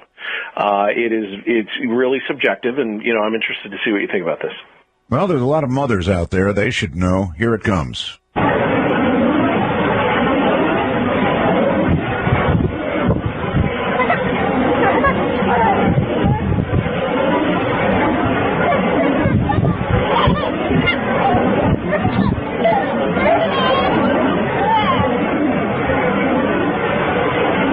Holy moly. Yeah. You know what? I'm split too. I don't know. Is that a laugh or is that a cry or is that just, that could be like a 3-month-old baby. Yeah, it's young. I mean, you can tell just from the tonage. I mean, it's a young child.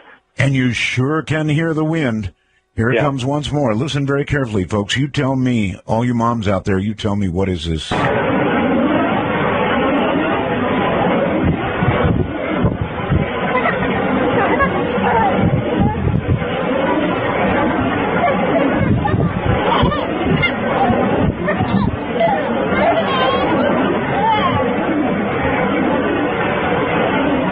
Reminding you, I warned you at the beginning of this program, I warned you, these things were going to be disturbing, and they are. I really have the hardest time, guys, believing that the God that we all, think of, and, everybody thinks of some kind of, well, except for one guy I know.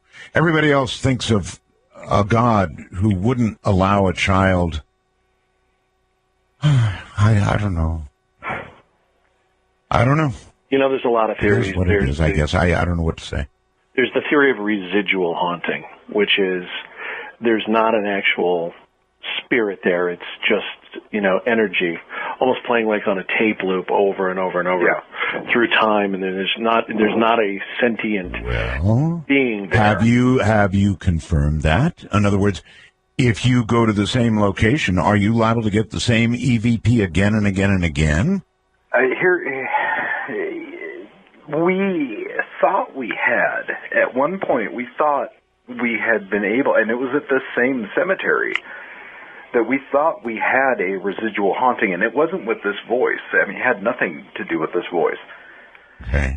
Where we would record the same woman's voice over and over and over again.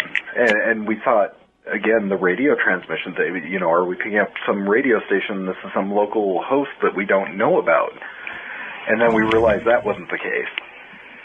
No, I don't hear that in any of these. Yeah, if there was some kind of broadcast something, I would know. We've done that instantly. once when we used the old recorders, like the old recorders, and this is again 15 years ago. We recorded radio stuff. I think twice, and we knew that's what it was. It's very clearly radio when you. Yeah, exactly. It's clear. And then I'd know right away. Yeah. I'd know right away. That's not what this is. Because they have that voice, they have that tonage, they have that you know what it is. And then when we recorded this lady's voice saying, finally, I think it was the 8th or 9th time we had done this investigation, she just said, "I'm completely dead." And it was like...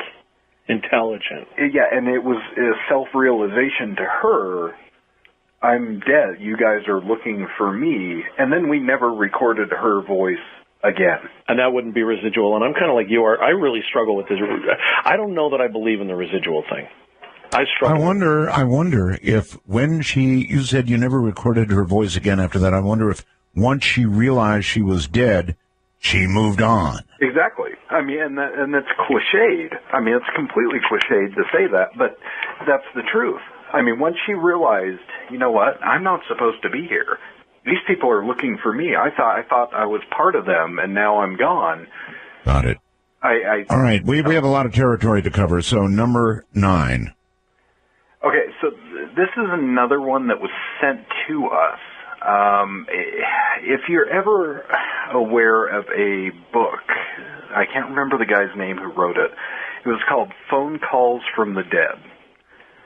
And it was documenting phenomena where relatives would call their family after they passed on.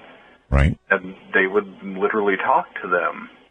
And this goes back to, we talked earlier about Thomas Edison and all that, inventing machines to do this. That's kind of the theory behind it. So this was sent to us from Britain. And yeah, really? It's a message that was left on an answering machine. The family said they had no phone call that came in. Caller ID did not show anybody calling. But all of a sudden this message was there, and you're going to hear the message machine pick up, so it says message something or other, blah, blah, blah, and then the beep, and then you're just going to hear this gruff man, it doesn't even sound human, almost, say, "They're coming home." And was this a voice that people recognized? Yeah, the neighbor, they actually recognized that this was their neighbor's voice. I mean, this was somebody they knew that had passed on. I mean, even though to us it doesn't sound human, to them, they recognized it. All right, we're listening for "They're Coming Home." Here it comes. It's 4. Wednesday, 8:12 a.m.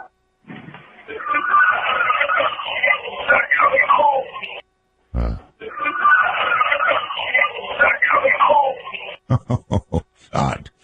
Yeah, it's pretty clear. Yeah. It sounds evil, but I guess it wasn't. Yeah, they actually said in their email that this was comforting. And to hear that voice and the sound, I don't know how you could think that, but that wouldn't comfort me. Yeah. No way. Neither. No how. No. One more time. Here you go. 4. Wednesday, 8:12 a.m.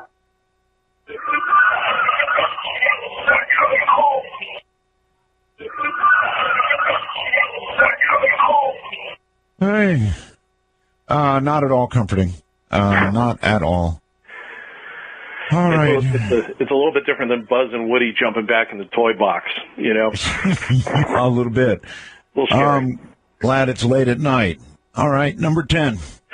There's a location that's in Salt Lake City, and it was settled by Mormon pioneers. And we have this big, I don't want to call it it's a park. It's a state park where historical buildings and, artifacts of the era are kind of on display. It's called This Is the Place State Park. The reason it's called This Is the Place is because when the leader of the Mormons at the time, a guy by the name of Brigham Young, who the university, BYU, he was the prophet of the Mormon church. He came down through the mountains with handcarts and wagons and looked over the Salt Lake Valley and said, "This is the place." So that's why they call this area, this park, This Is the Place State Park. You're going to hear Brendan in one of the buildings, which, by the way, the place is just incredibly active and very, very haunted, both by good and bad. There's a lot of really very dark and kind of yicky stuff that we've encountered there, which is strange because it's actually a religious park. But Brendan is having some trouble in this EVP. You'll hear Brendan struggling with his radio, which is a common occurrence there. There's a lot of energy drains there, a lot of drains on batteries and equipment. And you'll hear Brendan say, does this radio work? You'll hear him kind of messing with it. Does this radio work? To be fair, I mean, this was me because it's such a huge place. We had to have radios. So I was trying to radio people constantly. And there's actually an EVP that precedes this that we didn't bring tonight that, you hear it's like a 2-minute long clip of me just having trouble with this. Right. And then this one is kind of right after, and it's the rubbing salt in the wound kind of thing where it's just completely mocking me. Yeah, you hear a voice say, "I don't like you." And it's messing with Brendan's radio intentionally because the spirit that was inhabiting this area did not like the fact that Brendan was there. Here it comes, number 10. Hello. Okay. Does nobody's radio work? Oh my.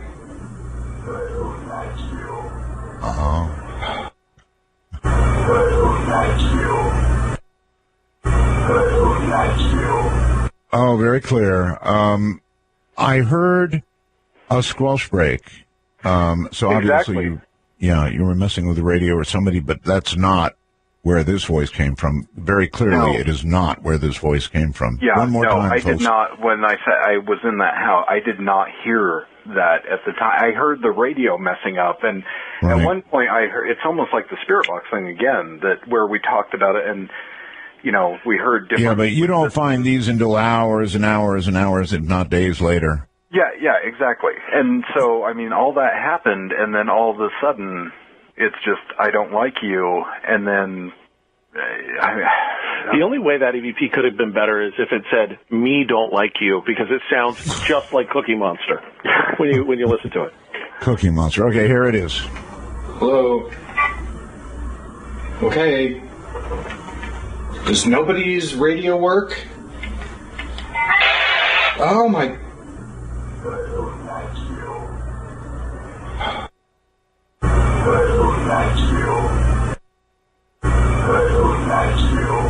It's actually a good thing that you didn't hear that at the time, or probably if you were like me, you'd have been the heck out of there. Well, it's not even, I don't think I would have been because I've dealt with this for so long. I don't know if you can hear in my tonage, like, how upset I was getting. I heard it. I heard you. Yes, I heard that. But the "I don't like you" part, not good. Not good at all. Not at all. Well, all right. So we leave a private residence, and now let's enter a mortician's house. Great place. Which is technically a private residence, but it's different where the guy is preparing bodies all day. Not my kind of private residence. Yeah, exactly. This clip is probably the one clip that has absolutely changed my entire view of everything we do. Really? It really is, because it is, I mean, again, I rationalize everything. I try to rationalize everything. And I could rationalize this even just to make myself feel better that everything we've recorded is radio transmission, or it's... Oh, nonsense. I know, it isn't, but it makes me feel better to say that it is, especially with some of the stuff that's been said and what we've heard. But this one, I mean, there was a visual thing, and this is one of the only visual things I've ever had happen. What was it? Is this the one with the little boy? The little boy. This is the first apparition Brendan has ever actually seen. This was the first time he ever saw a full-blown apparition. Describe it, please. Well, we're in this house, and, morticians, believe it or not, actually make a lot of money. So they can afford really nice houses. So this guy's house is like a 4-level, magnificent house. And when we went in there was only 4 of us. And we each took one of the levels. So we had somebody in the basement, somebody second floor, somebody third, somebody fourth. I was on the floor with the huge living room and the fireplace. And right over the fireplace in this living room was this gigantic wall mirror. I mean, it covered the entire wall. And I remember walking in there, and this is another analog one, I mean, because this was 2003, I think. I remember walking into this room and just seeing this mirror and being kind of in awe of it. And you're going to hear me say, is anyone here? Again, the standard question. And then all of a sudden you're going to hear a boy say, I'm a good boy, which later we found out most people think he says, I'm Gabe. And then at that point, I see him, running behind me. There's no kids in this house. There's none. We tell everybody on every investigation, you can't have anybody under 18 to be with us. Right. So... Okay. All right. And so you actually saw him. But the problem is that he was running away from Brendan, but his head was turned around. It was. It looked like his neck was broke. So it wasn't just a little boy, it was a damaged little boy who was staring at him as he was running away. Does that make sense? Yes, unfortunately. And we asked the mortician, had he worked on any kids that had a broken neck? And? It said, a year ago he had, which, we didn't correlate because, it's a year ago. But here it comes.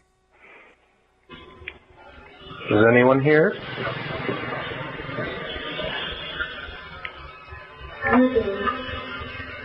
No way.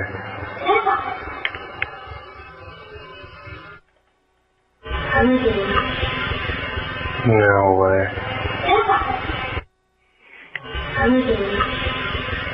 No way. No way.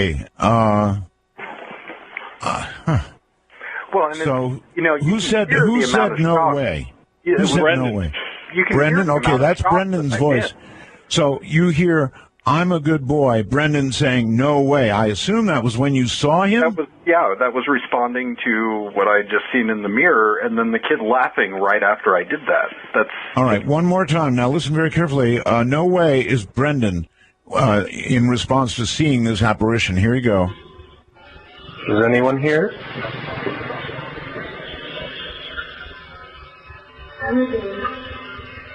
No way.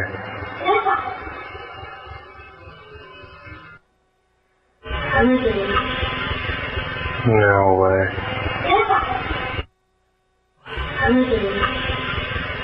No way. Wow. That's a wow. Well, that was, like I said, this is the one clip out of there's one other clip, but now it has just changed my entire view of what we do and how we do it and what I think. Have you ever come to the point where you said, that's it, no more, I'm not doing this anymore? Not yet. but I've been close. It was, when we were at that private home, when we got, audible EVP of something speaking Latin and throwing things at us, that was the only time since 1999 where Brendan has actually come to me and said, look, we got to get out of here. I can't do this. I did. I mean, I forced everybody to leave. I didn't want to go. I thought we Brendan and I had a little discussion. I thought we could handle it, and he was absolutely insistent that we not stay. So Barbara had a much more optimistic a view of all of this. She tried to sort of temper everything, even when some of the worst things were said. She did. She tried to be optimistic. So. And she still does. I mean, again, it's not like she's not here or she's not doing this. I mean, she's still a part of all of this. It's just she can't do it as much right now. But, all right. Number 12, folks. We're going to move on. Bram House, whatever that is. The Bram House is, again, this is one of those rare times. Keep in mind that we're showcasing a lot of EVPs here tonight, and a lot of them come from very evil and dark places, and it's actually very, very rare that we ever investigate anything like this, or that we ever accept an invitation to investigate anything like this. But this was a house where the inhabitants, the women inside, were practicing witchcraft. They were witches. Oh. And and there was a lot of kind of dark ceremony going on in there, and they were dabbling in kind of black magic sounds so corny, but they were dabbling in some pretty dark stuff. And it wasn't long after they started doing this sort of thing where they started having some real problems in the home, waking up with cuts on their bodies, waking up with scratches, deep scratches, not just, scuffs and things like that, but scratches or cuts that were drawing blood. Well, and at one point their altar, because I don't know enough about witchcraft, I think, but I guess they have an altar that they have to have in a certain position. They woke up one day and it was destroyed and thrown all over their living room. I am familiar with people who work in the craft. Okay, all right. So the actual EVP here is anyone here now? Who says that? Well, you're going to hear me say, "Is anyone here? Brendan does anyone want to talk to me?" And then there's going to be this kid, and this goes back to what Jimmy was saying about kids not being, kids. Right. And this kid says there was blood. Oh, great. All right, here it comes. Stand by, everybody. Is anyone here? Do you want to talk to me?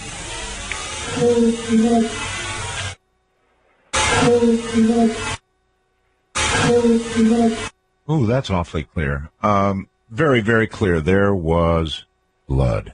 And again, it's clear it's a kid. I mean, it's... I know. That's a child. Is there anything in the... Well, I guess there is history. If there were people practicing the craft, there could have been, I suppose, sacrifices that went on. Exactly, and that's what I thought. Because you're in... These people, when they contacted us, and again, what Jimmy was saying, we don't normally do cases like that because normally what you're dealing with when you are into different things like that where you're inviting stuff, it's demonic, and that's not what we do. We don't actually seek that out. I understand. It's coming up once more here, folks. Understand that what you're hearing is the result of hundreds of hours of work, listening to basically nothing until you get to one of these EVPs. Here it is. Anyone here? Do you want to talk to me?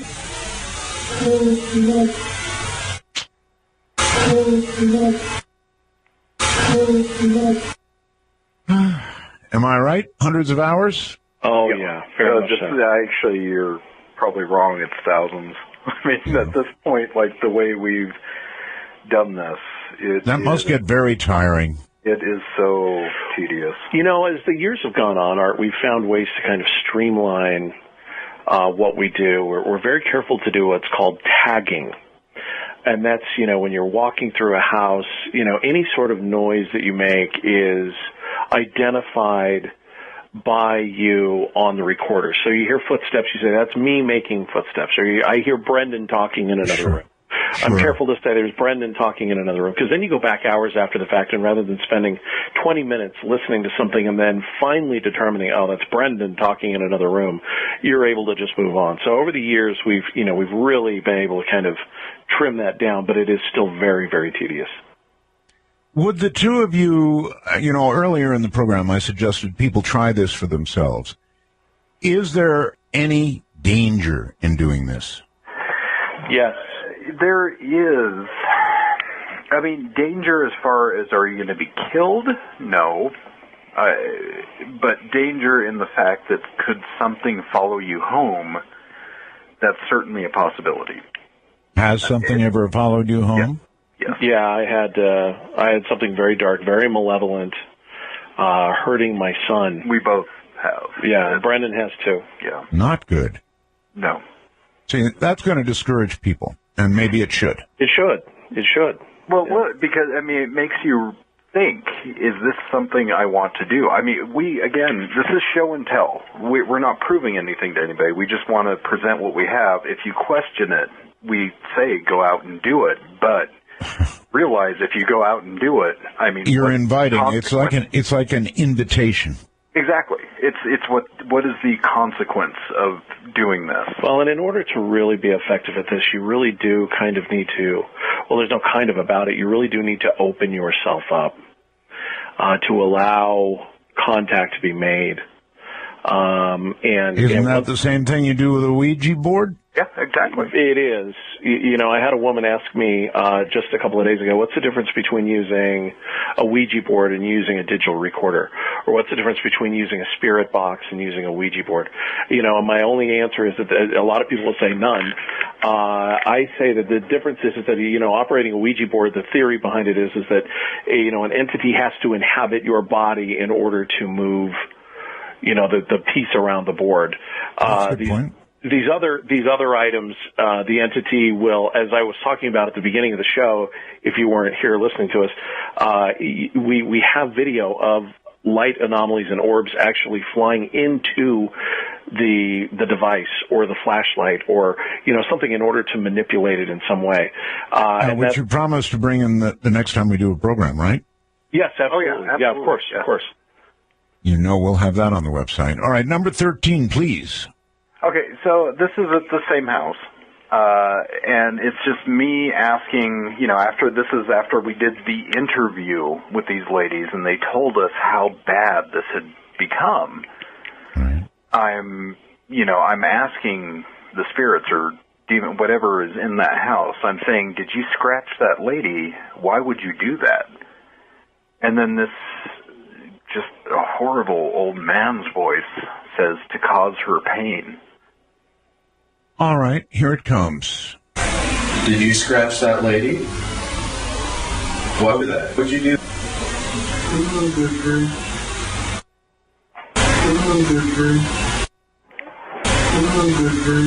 Interesting, to cause her pain. Not perfectly clear, but clear enough. Yeah, it is. It's muffled, but I mean, it's pretty syllabically. It's pretty clear. And you think that's an old man? It does kind of sound like an old man. One more time. It sounds like. Did you scratch that lady? What would you do?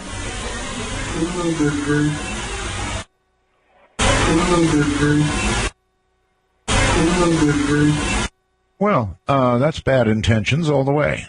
Yeah. All right. These are pretty rough tonight. I did ask for scary stuff, so I guess I got what I asked for. All right, we're going to move on now to a happier place, I guess, an antique shop. Yes? Oh, yeah. You think happy. This is actually one of our more sad, I don't know if I would call it scary, but definitely one of our more sad EVPs. Again, it's another child's voice. It takes us to we were investigating an old bookstore / antique shop, and we were talking earlier about how artifacts and items can be haunted as well as people and houses. Anytime you get into an antique shop, where you've got a lot of memories and a lot of that type of energy around, it seems to me that hauntings seem to be a little bit more prevalent. Well, we were in this place, and you hear Brendan say, it's a very familiar question, can you tell us what it's like where you're at? And then you hear a very sad little child say, I didn't eat today. Really? Which, yeah. I mean, and think the consequence of that. I mean, that they're on the other side, hungry, thinking they're hungry. That, yeah. Yeah, that's weird. Here we go. Can you tell us what it's like where you're at?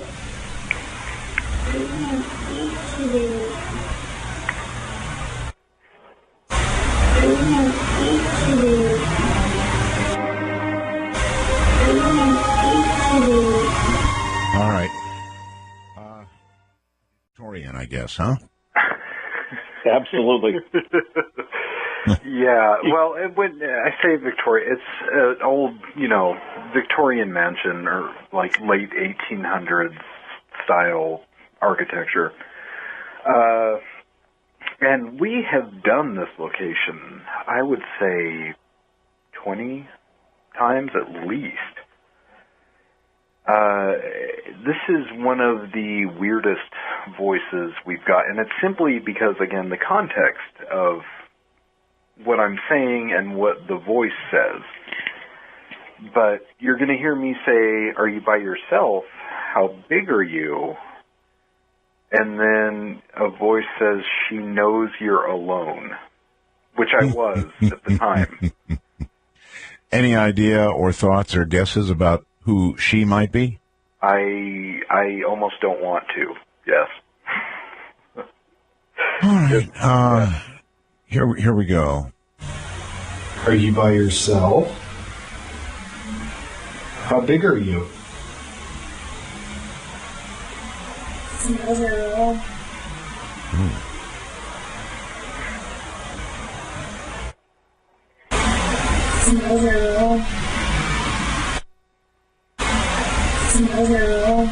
Yeah, that's right. She knows you're alone. When I was young, we lived in a place called Blue Ridge Summit, Pennsylvania, or Maryland, depending on how you want to look at it. The state line and the Mason-Dixon ran right through the middle of our house, and it was a big old house with 35 rooms, 7 bathrooms, and secret passageways that were used for the slaves that were escaping. It was part of the whole train that allowed slaves to make their way north. And we had secret passages all over that house. It would have been such a wonderful place for you all to go and do some recording. Oh, I'm salivating. Yeah, it's like now we're kind of jealous, so. Yeah. She knows you're alone. Okay, I'm going to do it once more so everybody gets it straight. Here it is. Are you by yourself? How big are you?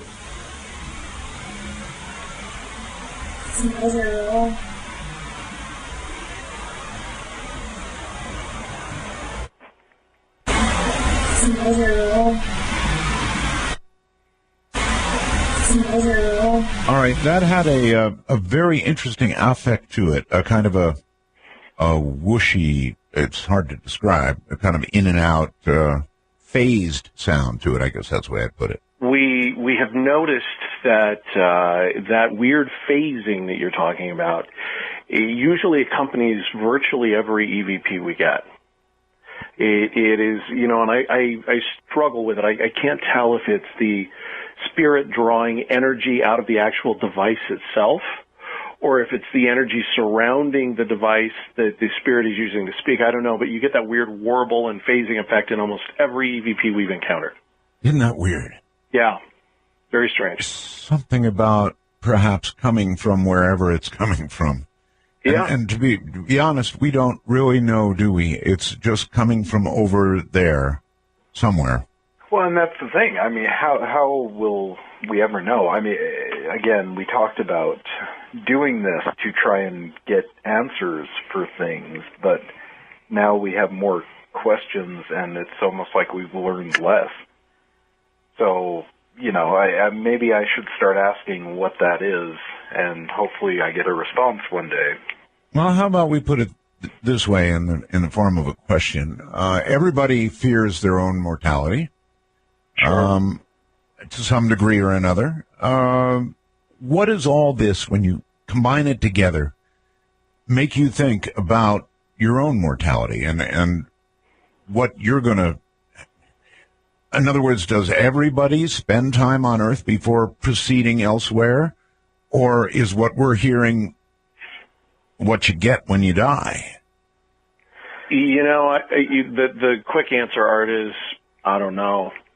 And I don't know that anybody could really accurately tell you that. It's an honest answer. You're right. How could you possibly know? You know, we have theories. People have theories. I try not to have. I try not to have theories. You know, the arrogance of humans. You know, right. We can use a fork, therefore we know everything. Well, we just don't. You know. All right. Number 16. This takes us back to, this is the Place State Park. Now, again, you must remember this is it's a Mormon run and funded state park. We used to go there quite frequently. We don't go there anymore because Brendan went on national TV and said there was something demonic in there. So we haven't been back. Imagine that. But we did get an awful lot of activity while we were there. This is Brendan saying, I'm going to walk down and try and find Brian, who is a GIS member. Says, I'm going to walk down and try and find Brian. Let me look here. Timestamp is 8:23. So at 8:23, I am now leaving. So it's kind of a long, long sentence from Brendan. This is me tagging. I mean, we talked earlier about tagging audio and saying, absolutely. Yeah, so this is me tagging this. And again, because, you know, there is something very, very dark. Both Brendan and I have had some pretty malicious and malevolent run-ins at this place, and you'll clearly hear a very dark and deep voice say, "Get out." It's that classic haunted voice, you know. All right, here it comes. I'm going to walk down and try and find Brian, so... Let me look here. Timestamp is 8:23. So at 8:23, I am now leaving.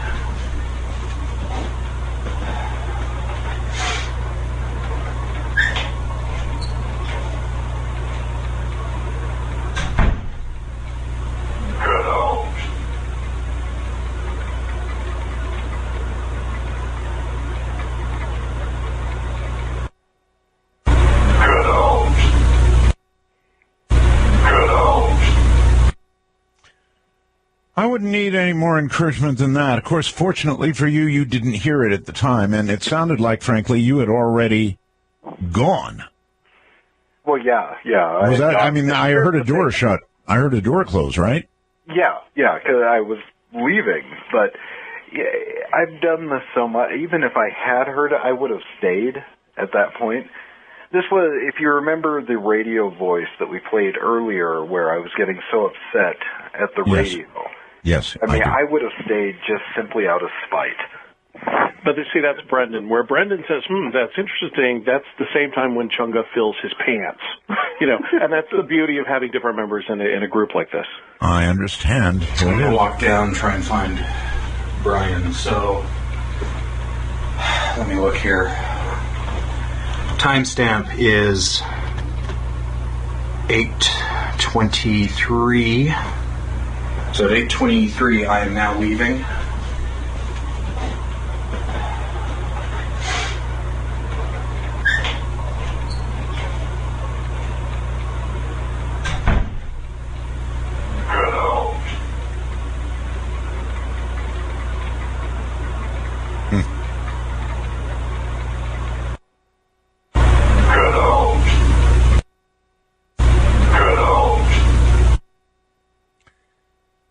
That's horribly clear.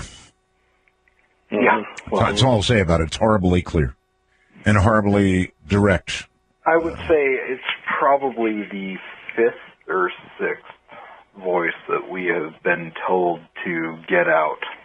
It happens. But imagine how many times, Art, you've left a building and that has happened behind you and have no idea. Yeah. Of course. Or anyone else, as you're driving across the country or whatever. How many times? I can only imagine the expression on Brendan's face when he found that later, much later. Oh, yeah. On everybody's face.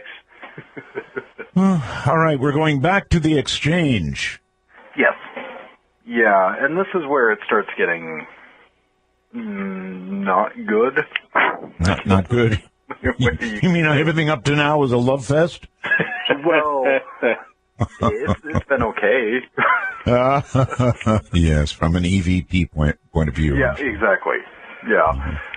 So, in this, there is not going to be we're not going to repeat this voice over and over again, like we do, twice in a row. Right. There's no context. This is one of those instances where we left a recorder in a room by itself. Yes. And pretty much left the building at this point. And, you go back on audio a day later and look at the spectrograph, to see. Sure. That's kind of how we do it, is we look at the audio. We don't even listen to it as much. I understand, right. Right. So we go back and do this, and there's just this thing that it's this kid saying, he touched my face over and over again. And it kind of also goes back to the baby voice that we played, where we couldn't decide if the baby was crying or laughing. Either way, it's very disturbing. Yeah, this one, everybody kind of thinks it either says he touched my face or he cut my face. All right, here it is. Coming up.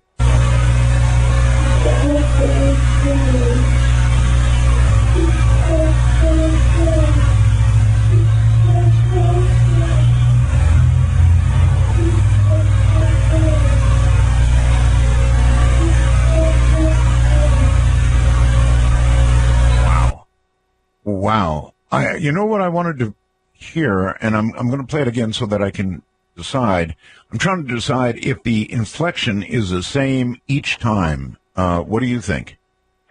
I think it ranges, actually. It's almost like he's progressing. He's pleading. It's not the same thing being run over and over again. He's pleading for somebody to understand him. Got you. All right, here it comes.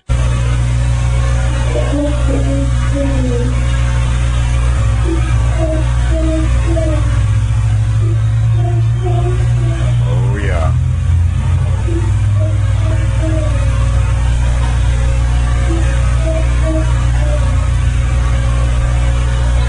Oh, yeah. That was very clearly a change, a big change in inflection, and you're right, it was increasingly pleading. Right.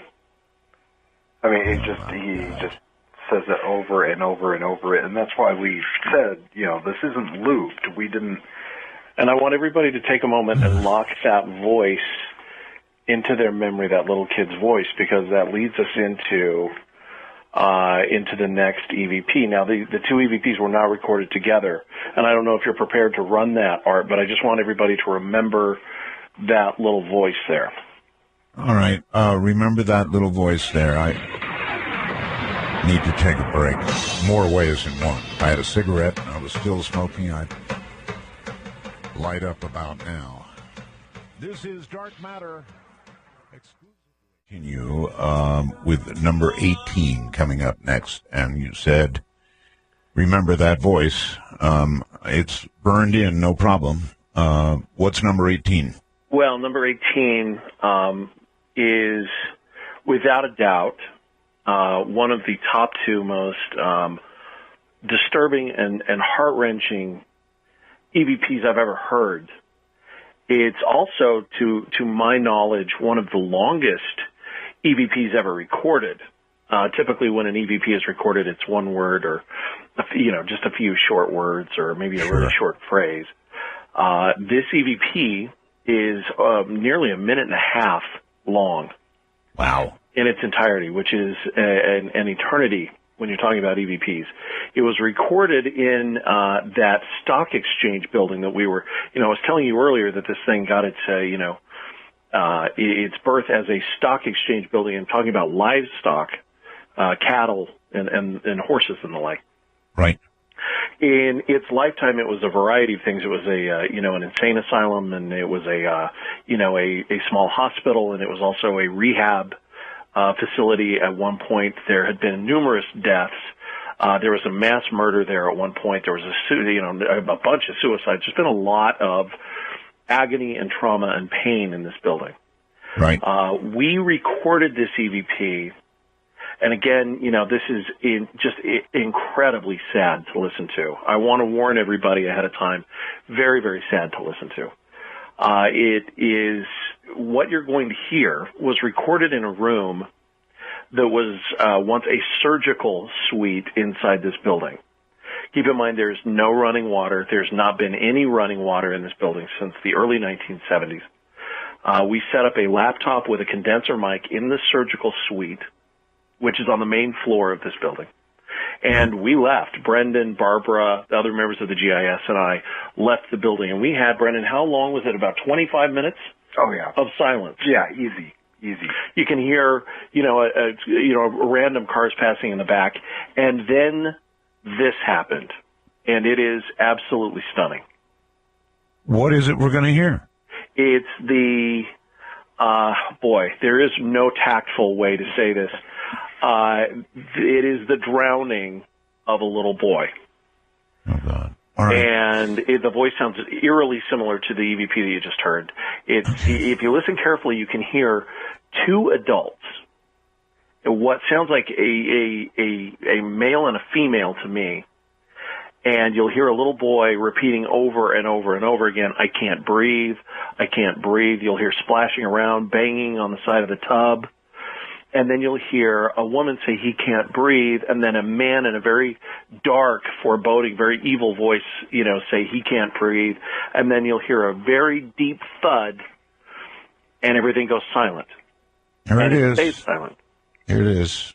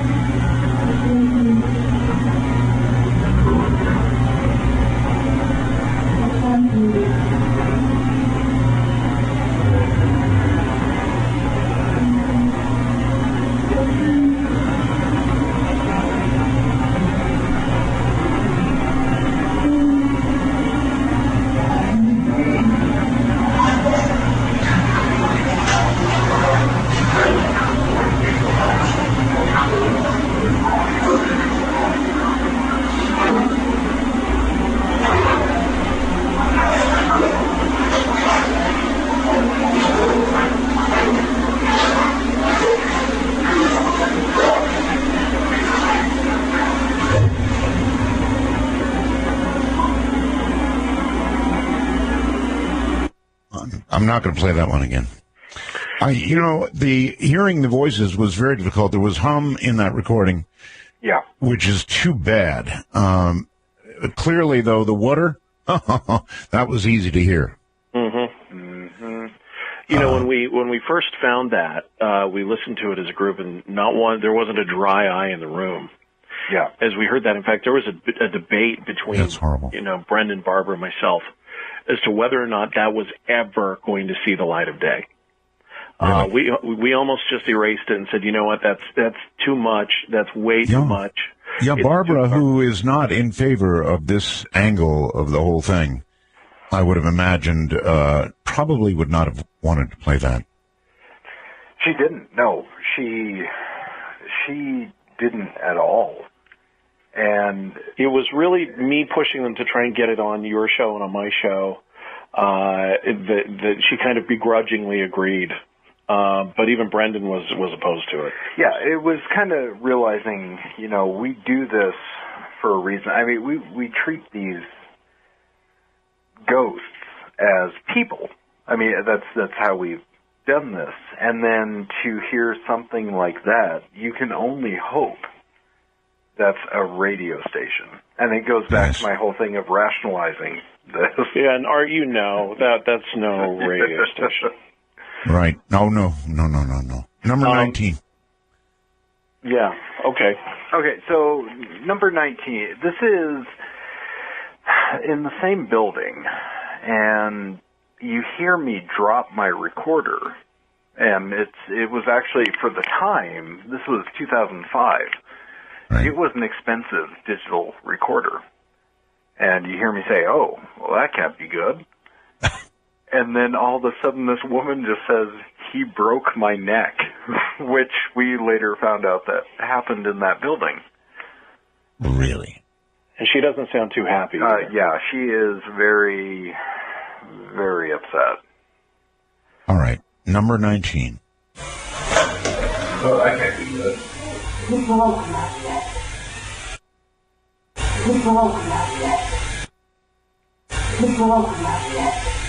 Very, very clear. He broke my neck. Now, do you know if there was some kind of crime? Yeah, well, yeah, there was absolutely a crime in that building. There was, this place, like Jimmy had said, it's everything from a stock exchange building and stock livestock to, Sure. Mental institution. There was a double homicide. There were suicides.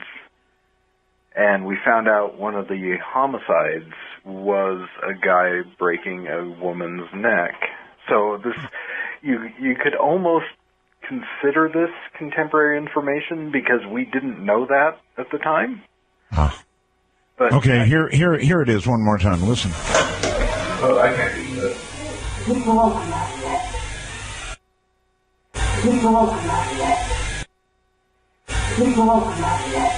Yeah, if you want a show for Halloween, you might want to record this one and have sort of a family night in the dark on Halloween. Number 20. Number 20 is really simple. Also in the same building. It's just a woman humming. It requires really no more than that. Again, no one was around. You just hear a woman humming. Just going to get whatever you get, I guess. Yeah, that's it. Here it is.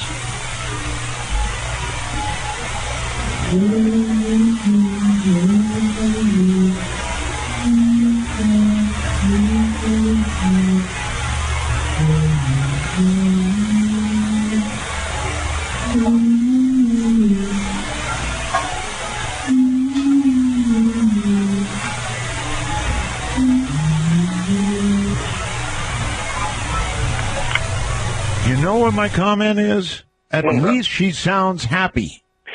Well, the interesting thing about that building, Art, is that when you go into the Exchange building, because I think the last thing it was commercially was a methadone clinic and involuntary rehab center, basically, and you'll see messages of what I call medicated optimism scrawled all over the walls.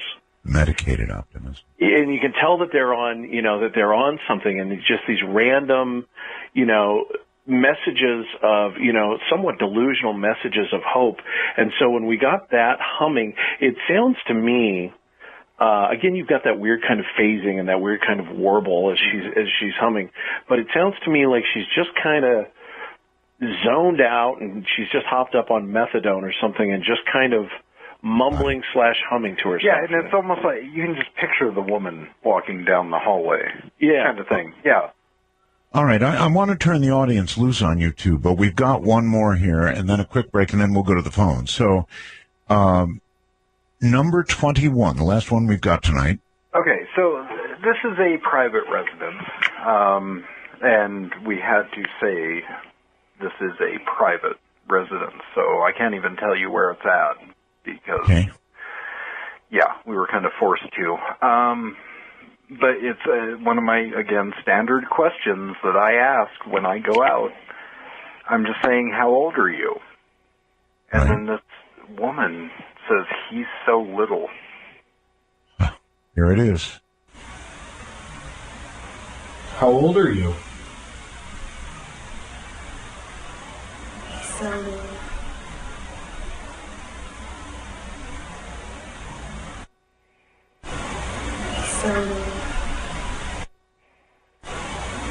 little. Okay, let me do that one more time. A little more volume. How old are you? All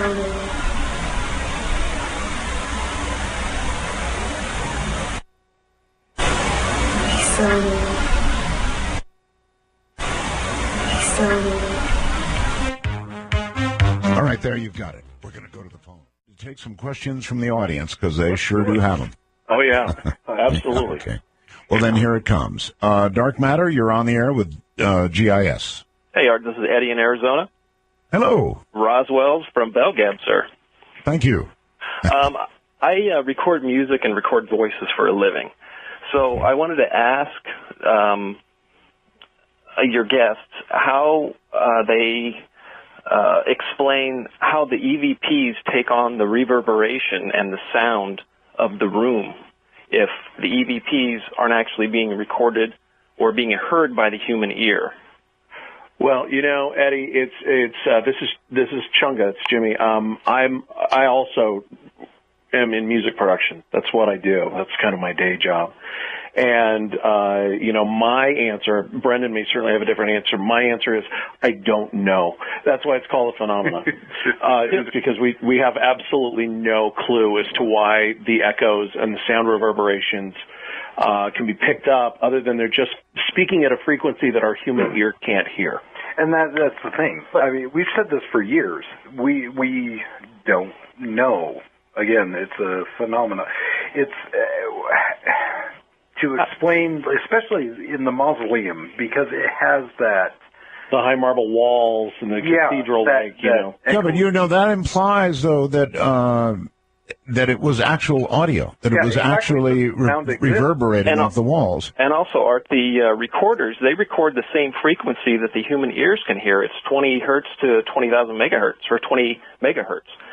So the human ear can hear that, and so the recorders can hear that as well. Yeah. Mm-hmm. That's the point. How do you explain it? How can you not hear it? Look at, like, the hundreds of people that have done it, and just say, okay, well, I didn't think this existed, and I think the best answer, really, for those who are skeptical, I say go get yourself a recorder. Well, you don't. At this point, you don't even have to get a recorder. I mean, use your smartphone. Can do it. Yeah. Okay. And use your smartphone. I don't care. Although you probably need more volume to listen. Well, I guess with headphones it'd be all right. Headphones. Yeah, That's how I've been listening to him, Art. And with the fidelity through Sirius, I mean, it's really uncanny how much you can pick up. Especially the first three that you did. It sounded like the EVP, the voice, wasn't even taking on the reverb characteristics of the room at all. It sounded like they were in like a dark chamber, and, you know, the investigator's voice sounded like it was in like a plate or a hall in, you know, a much smaller room, which I thought, well, how can that be? And then the later ones, you know, the last 15 or so you did, the voice, the reverberation sounded almost exact to, and I think a lot of that has to do with, I mean, the difference in what we're using, I mean, how we're recording stuff. The ones that were played later there were more traditional analog recordings in the later EVPs that you heard. The ones that we played first were some of the newer, more digital ones. But again, that offers no explanation whatsoever. So do you guys believe that the digital is better than the analog as far as recording EVPs, or have you noticed a difference, especially with the audio artifacts and things, especially with the digital stuff? Let me tell you this: I know people that will drop hundreds of dollars on really top-end digital recorders, and it's been our experience that, you know, the traditional cassette tapes and lower-end digital recorders tend to work better, simply because they don't filter out as much white noise. So it allows us to kind of to differentiate a little bit easier. But again, that doesn't mean that the higher end stuff isn't going to pick things up. We use a very expensive condenser mic, and we get, you know, lots of data from it. So again, we can't really point to one thing that works better than another. They're just kind of different. Do you guys process the EVPs at all, or is there any type of processing with the digital recorders as far as, like, bringing the noise levels down or any compression or things like that might add artifacts? No. No, the only thing we do, I mean, we process as far as taking out any white noise that might be there. The mixer didn't, take out. Well, what about the recorder? As you're recording them. Yeah, oh yeah, like the recorder stuff. Yeah, we had to process that, especially when it was analog. I mean, because you have the motor head, you have moving parts that are... Yeah, I could actually hear the motor head in one of them. Exactly, yeah. You could tell that was the older one. Mm-hmm. Yeah, yep. And also to keep the credibility of the GIS, there's something that I feel I have to tell you, because this is my occupation, is, using, Pro Tools and Ableton and a lot of these different software programs, because that's my occupation, I don't actually do this. All of this stuff is actually done by Brendan. I don't touch it at all, because I don't want anybody to get the credit, to think that, I have in some way, because I'm a professional at it, I've in some way manipulated anything. Or over-processing it. Yeah, so I don't touch it. I don't touch it at all. It's all done by Brendan, who does not do that for a living. Right. Because it sounds the voices are what they are. Caller, thank you. The voices are what they are. And as I said, if you're skeptical, go try it. Yeah. Absolutely. Go try it for yourself. Now, we've done that in times past, and inevitably I get all these people coming back to me in email, sending me EVPs, telling me, oh, yeah. People don't realize this goes back to the beginning of sound, to Alexander Graham Bell, and on from there. Kind of like what we said before, where, people say, well, you're skeptical, and hey, we tell them go try it, and then they say, well, you guys have some kind of companionship or partnership with Sony, and that's why you're telling us to go try it, because then we're going to go out and buy a Sony recorder, and we're going to, you can't win. And we don't want people to... I know. Do that. You want to know something, too? I'm going to throw you kind of a curveball here, Art. This goes back to, back in the days of vaudeville, when they were trying to find ways to amplify voices in theaters, they would use copper wiring that would run down through the perimeter of a theater. Right. And they would try to find, I don't know how much you know about this, but, actors would report hearing voices picking up EVP off of this copper wiring, out of this reaction in theaters. Yeah, and so, the reports of EVPs and this phenomena going on goes way back to before there was any sort of electrified sound. Gotcha. And it would be, challenge yourself. Go read this stuff and grab a tape recorder and go out to a cemetery and just try it on your own. And when you do that, it's like somebody opening up the window shade to an entirely different world, when you know yourself that there was nobody there with you, and yet you have... All right. All right. Dark Matter, you're on the air with the GIS. Hi. Yes, hello, Art. It's a great honor to speak with you and your guests. I want to reference a couple things from Whitley Strieber's book, The Key, in regards to the why the dead come through as children. The one reference is the acts of life affect the appearance of the dead in every tiny detail. Everything is imprinted upon the soul. Okay, you don't have a very good connection. Say that again, please. I'm sorry, I'll say it a lot clearer. The acts of life affect the appearance of the dead in every tiny detail. Everything is imprinted upon the soul, often in surprising ways. Most dead appear as innocent children, longing for sensual lives and hoping that the body will be sparked that kiss them. Wow. Okay, yeah, that seems to be spot on. Were you gentlemen aware of that? Well, yes and no, because that's a very common belief. However, there are many common beliefs with regard to children and the dead. Some people believe that when you die, your soul, your persona, your visible appearance looks as though you're in the prime of your life. Some people. Well, again, I'm no expert on any of this, but you have a disproportionate number of children recorded. There's no question about it. Yeah. Okay, Dark Matter, you're on the air with GIS. Hello. Hello. Hello? Yes. Oh, hello. hello. Yes, I'm Ernesto. Nice to meet you, Roswell, and everything. Thank you. What I wanted to say was I actually had an experience, that one of those rare ones, with my sister. So it was verified, and it was you could say an EVP, except we did not record it, and instead we heard it live in the room. It was really odd. She had some loud music on, electronic music. Wait a minute. You heard it live in the room? Yes, a voice. Which is very rare. Yes, and what is really interesting is it sounded very much like your demonic samples. It was really interesting when you said that and you played some of those. And what happened was it sounded like a very large whisper. You'll have to excuse me, sir. I'm not an expert on cell phones, but you sound a little demonic yourself right now. Your connection. I forgot. Hello? Yes. Hello. I'm so sorry about that. It's from Bluetooth. Okay. And sorry. And so what happened was I had said some remark, and that was very strange because it was in a way responding to my remark. It was something like we had just moved into that new house, and I had said, oh, maybe things will be okay now.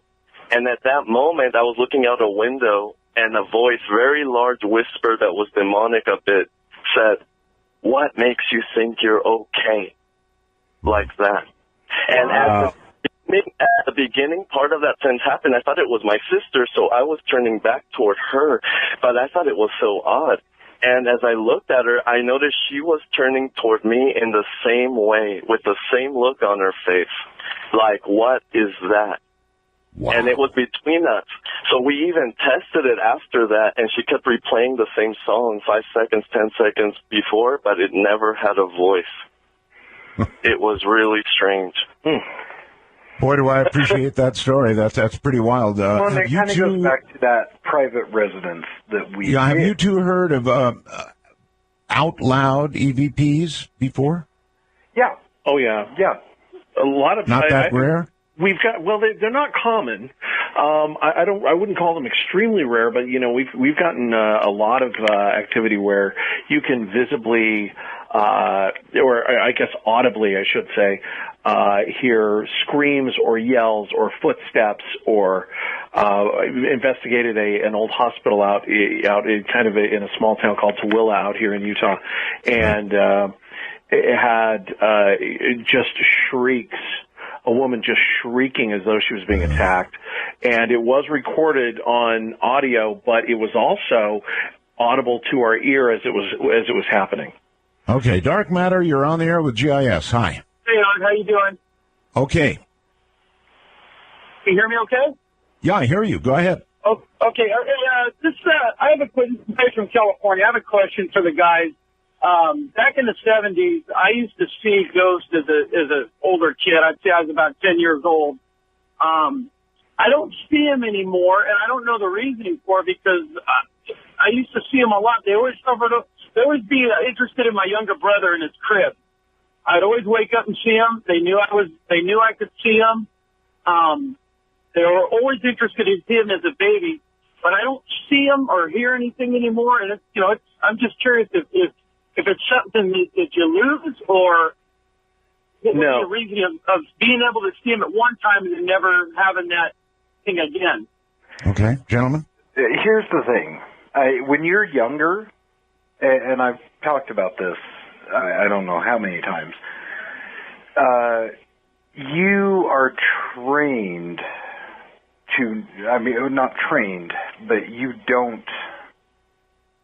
You're not trained is really the way to put it. Yeah, that's kind of it. I mean, when you get older, you get trained not to see certain things. You get trained you're going to be crazy or judged as, when you're younger, you're innocent. You don't know that shouldn't exist. I mean, that's right. The world trains you not to hear these things and not to believe these things, and so your mind does what it's been trained to do and rejects them. And that's why, the wormhole, for example, I'm getting these messages as we go on. There are some people who just come on and say, it's baloney. I don't believe one word of it. Well, of course. How could they? Yeah, that's how I started this. One thing that I've worked really hard on, Art, is teaching Brendan. To answer this guy's question, yes, you can get it back. You can get it back very, very easily. And one of the things that I want to try and just kind of really, really impress upon people is that, if you think that you don't have the ability to do this, first of all, everybody does. Some people have more ability, or they're more in tuned and can do it easier. But, go back to Marlon Perkins' Wild Kingdom, or watching, animals in the wild on National Geographic or something. Have you ever noticed how you'll have a pack of, impala or antelope, and they'll all bolt and dart at the same time? Sure. And as mammals, we're on this earth as mammals, as animals, just like, everything else in the kingdom. And we're blessed, or we are genetically imbued, whatever you want to call it, with certain sensitivities and certain instincts that we arrogantly devolve as we age. And those sensitivities can very easily come back. And I have found that the more investigating you do, the more in tune you become with the spirit world, and the easier it becomes over time to feel this stuff. And even Brendan, the guy who I've seen objects thrown at him. I've seen things hit him in the head, lights, and, I've seen attacks on this man, and Brendan will dismiss it as though it's nothing. Even he, the eternal skeptic, is starting to come around and come to me and say, you know what, I'm really feeling uncomfortable. What is this that I'm feeling? We've got people to talk to. Dark Matter, you're on the air with the GIS. Hi. Hello. Hello. Yes, can you hear me? I hear you. Go ahead. Okay, so here's my question. I'm curious to know if, as a child, I had an entity in my home. I wasn't the only one who saw it. My mom had seen it. My family had seen it. I'm curious, years later, having think that I have discovered who or what that might have been, is it possible to have something like that attached to someone that you will meet in the future? Oh, yeah, that I have not heard of. I mean, that's a first. Yeah. You know what? We don't know. Right. Good answer. When you don't know, that's the best answer. It really is. And in this field, you just can't know. Dark Matter, you're on the air. Hi, Art. Hi. Say, thank you for such a great show. I don't know whether to turn it off or I understand. One interesting, freaky, and spooky show you guys have, and I thank the two guests for going out and gather this stuff. And I got two quick questions, and I'll hang up the flipper. But have either one of you ever experienced, before you heard the audio on it, either a room temperature difference or some presence, in the room where you got the recording? And have you ever had anybody actually identify one of those voices, like the one that got her neck broke? Got it. All right. So I think number two is on the ID. Well, yes. Clearly, they identified some of the people who had specific injuries, or mortal injuries in this case, right, guys? Well, yeah. And we've identified family members that know who. Again, I think it was voice number 3. No, actually, I think it was voice number 5 that we played, the answering machine recording. Right. And people identified that as their... All right. And what about the temperature? What about temperature change? Constantly. Yeah, this is one of those things that it goes back to that, the short answer is it goes back to what I was talking about before, where, I didn't even realize that I was somebody that was empathic and sensitive to this kind of thing until we've been investigating for a while. And I was recognizing things before the gear was. I was recognizing temperature changes and things like that before the equipment. How much of a temperature change have you seen? 20, 25 degrees. Oh, my God. Yeah. Hot and cold, both directions. It's been up and down. We found that usually the more dark and the more malevolent the entity is, the hotter it gets. Really? And the other way around. If it's a fairly benign entity and harmless and just kind of interested in you, it's cooler. Yeah. Wow. Okay. Dark Matter, you're on the air with GIS. Hi. Hello? Hello? Yes. Yes, my question is, you guys are talking a lot about, like, the EVPs and stuff like that. My question is, like, the physical. Like, have you guys had anything physically happen to you? And, like, like that. The answer is clearly yes. I mean, we just heard that Brendan had things thrown at him and hit him in the head and on and on and on, right, I've Brendan? been scratched 3 times on my side, on my ribs. Yeah. We have had things, and again, this is my my rationalization of all this, trying to figure out how things could have happened where I'm physically having things thrown at me.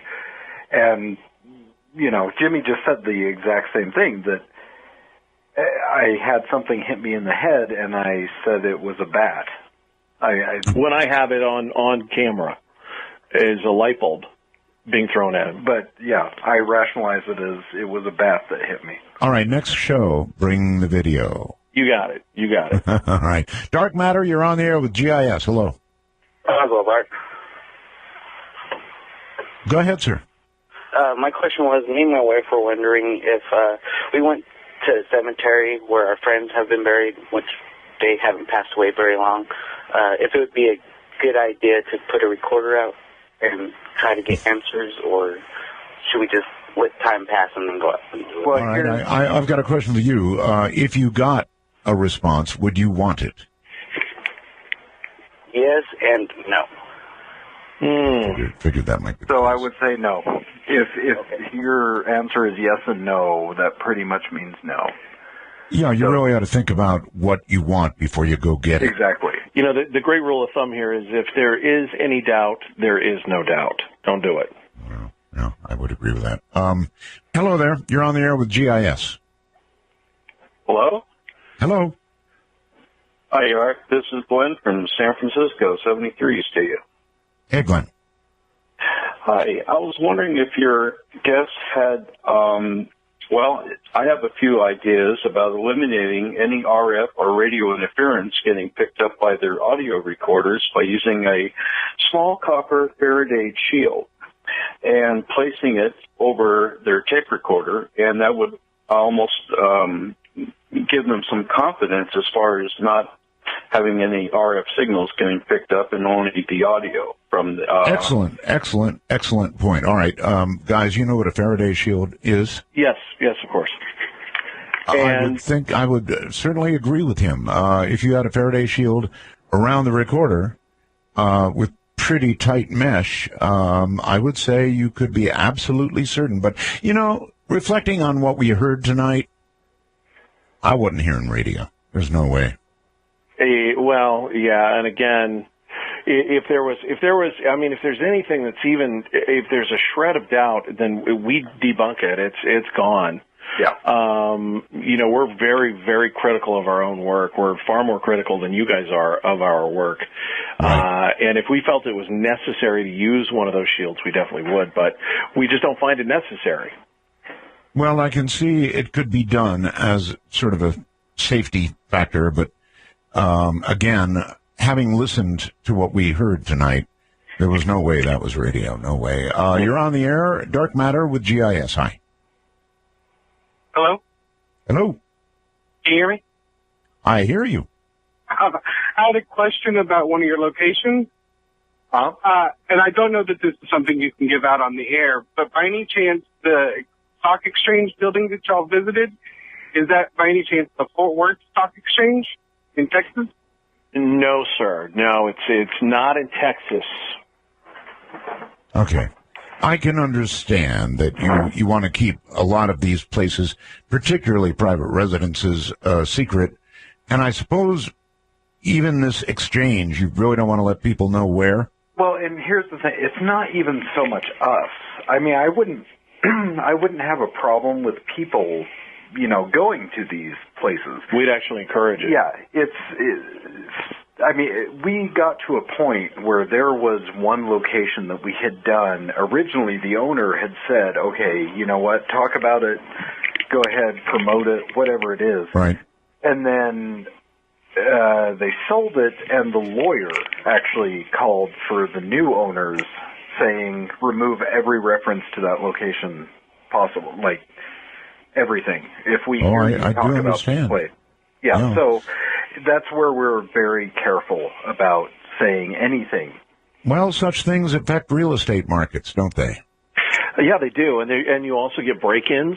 You know, not everybody has the best intent, and not everybody's very respectful when they come out to do this kind of thing. And you know, one window and one rock, and you're in the building. So people get very nervous. Dark Matter, you're on the air with GIS. Hi. Hi, would that be me? It would. Oh, great. Yeah, I just wanted to ask the guys while they were doing recordings of EVPs. If they've ever felt a presence. The reason why I ask is because occasionally, sometimes I feel a presence around me, and it's kind of like a really eerie feeling. And I've been in places where I know people have passed away before, and one time it was like I was at work, and I'm outside. It was like in the middle of the night, and I had this very eerie feeling, and felt like I had a finger run down my back. There's a presence. Well, and here's the thing. Like, that's the difference, I think, between Chunga and I, is I am the last person that will feel something. I have felt something twice, and that's pretty much it.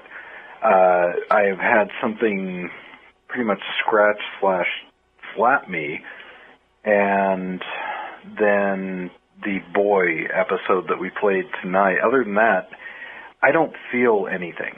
Something could beat me on the head, and I would not feel a thing.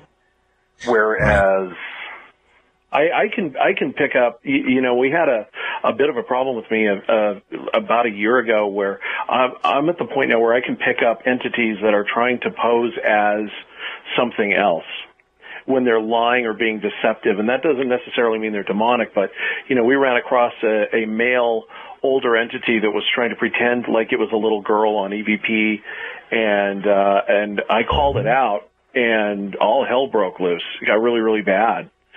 And, you know, so it really varies upon the person and their own individual willingness to accept what they're feeling and sensing. Dark Matter, your turn with GIS. Hi. Hello? Hello? Yes, hi. Art. Roswell. Yes. Okay, I have a nice story for you, and it was a good one. My husband passed away, and he and I made a vow that if we could, we would try to contact each other. And so when he passed away, a few months went by. I never felt sad. I always just waited to see if he would come to me or somehow get in touch. And one day, my daughter and I, who I was not really tight with, we were sitting in the kitchen in a very quiet house, and she got up and left the room, walked into the next room, and we heard this, and I sat and looked around because it sounded like it went through the whole house, and that yet it was still right next to me. And I turned around and looked in her direction in the next room, and I said, "Was that you?" And she said, "I was hoping it was you." And then we hardly talked about it. She still doesn't like to talk about it. But I felt that it was my husband because he knew that I always wanted to be closer to my daughter. And maybe that time he took advantage of that moment, I don't know. But then my father passed away the same year, and they sent my mother to live with me. And she was in her 90s. And she and I are sitting at the kitchen table. I was never close with I was close with her, but she was on the West Coast and I was on the East Coast. And we were talking, and we heard the same, and we looked at each other. She had this deer in the headlights look in her face. And I said, "Mom, relax, that's Bob." Because he used to call her the Wicked Witch of the West. And as a joke, I mean, he really cared about her. But I said, Mom, that was Bobby. And he's letting us know that he's happy that you're here with me, and everything's fine. But I will tell you that sound went through the whole house again. And it was in like he was right on my ear. And you know, it's very interesting that a lot of those audible EVPs that you can hear with your own ear, they're almost directionless. They're everywhere and they're nowhere all at the same time. They're very difficult to pinpoint. Okay, gotcha. Hold it right there. We've got a final break, and then more.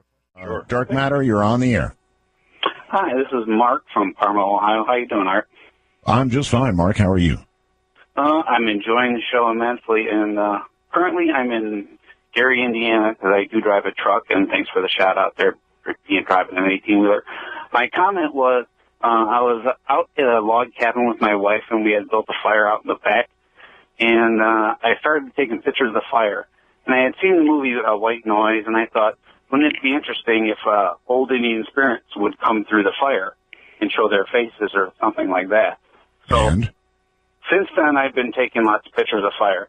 Now, I can't say that I've ever seen any clear faces or anything like that, but I was just wondering if the guys had ever thought about trying something like that, like setting up a flame and using a camera with a high shutter speed to see if they can catch any still images. Yeah, actually, it's a really cool question. In other words, that's a visual version of EVP.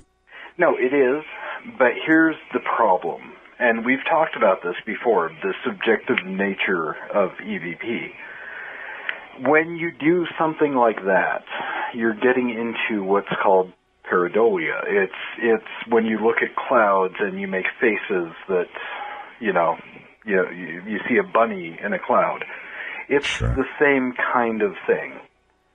So, yes, there could definitely be something there. I'm not going to discount it and say there isn't. But at the same time, from our perspective, what makes our EVP work is when it's contextual. I mean, it responds to us, or it's contemporary, or it means something. I'm with you all the way. To me, even though the content of the EVPs is subjective, there's nothing subjective from my point of view about what we're hearing. I know what it is.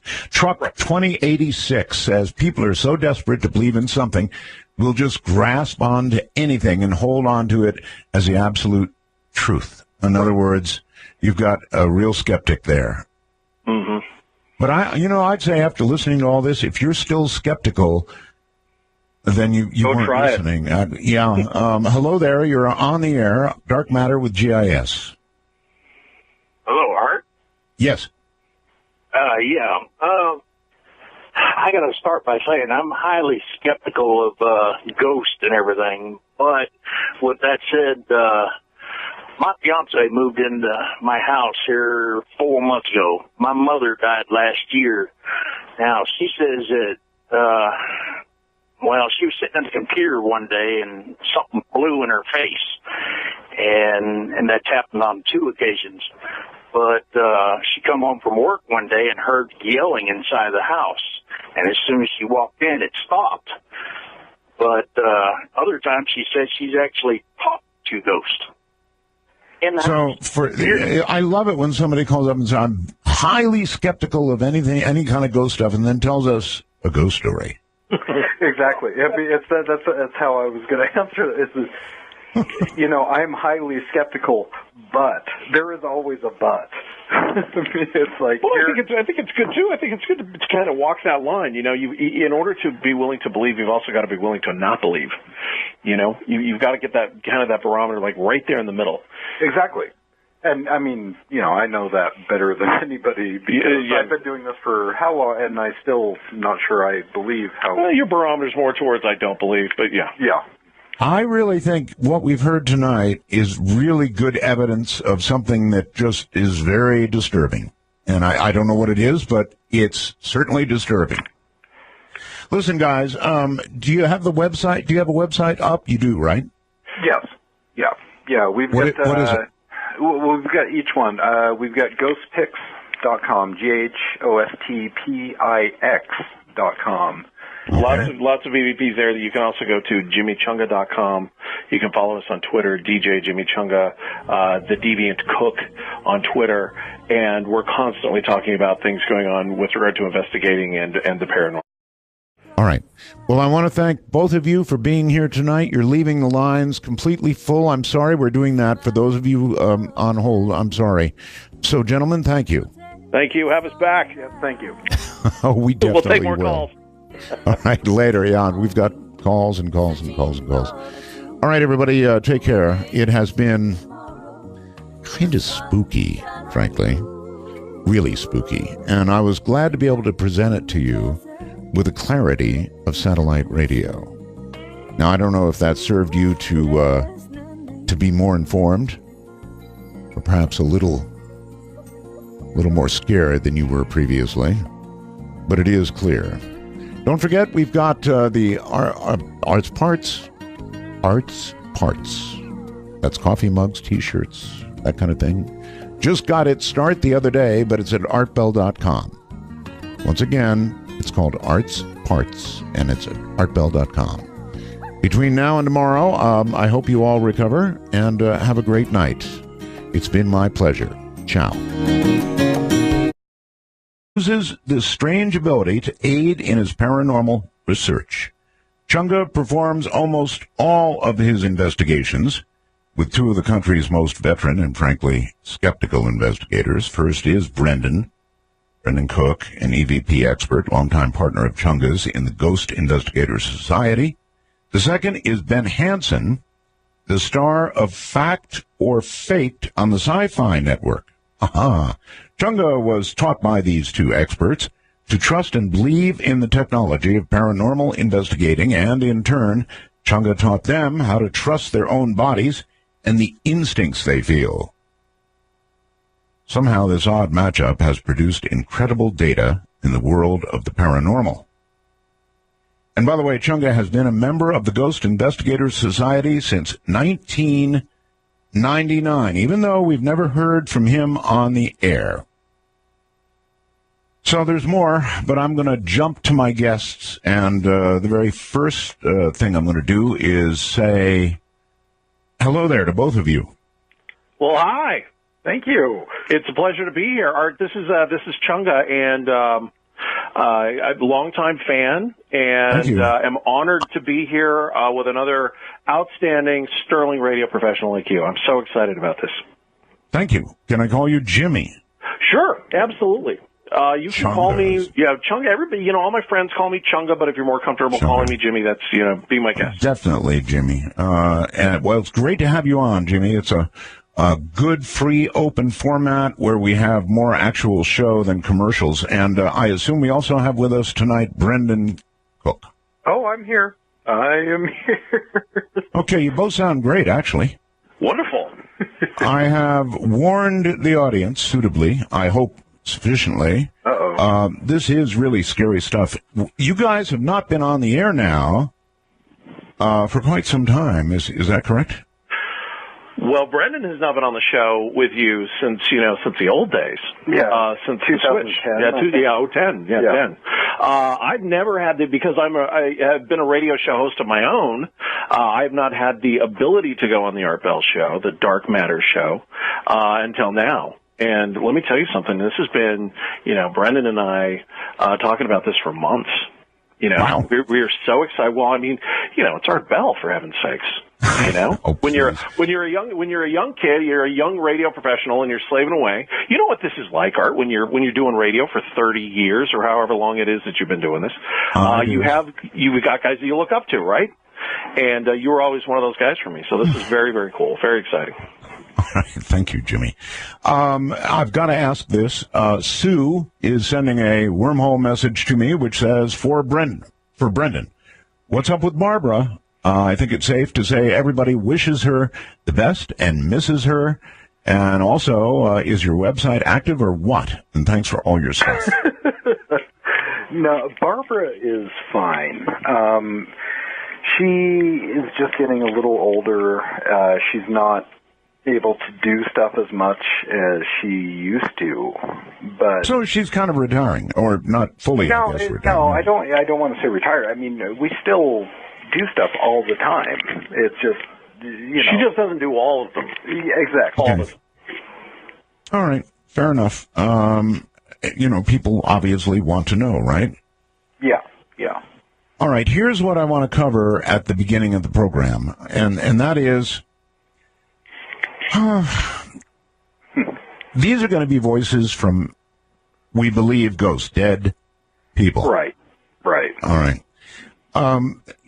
Everybody wants to know, how are these recorded? Well, in the old days, I know that you all used standard tape machines, right? Yeah. You remember the old put it in, and there was actually tape in there that went around? Yeah. Okay. And you would take these to places that are alleged, thinking that it's serious, XM dropping out. Well, guess what? In a lot of cases, because I've called people. They email me, "Oh, Art, it's just no good. It keeps dropping out." Well, guess what?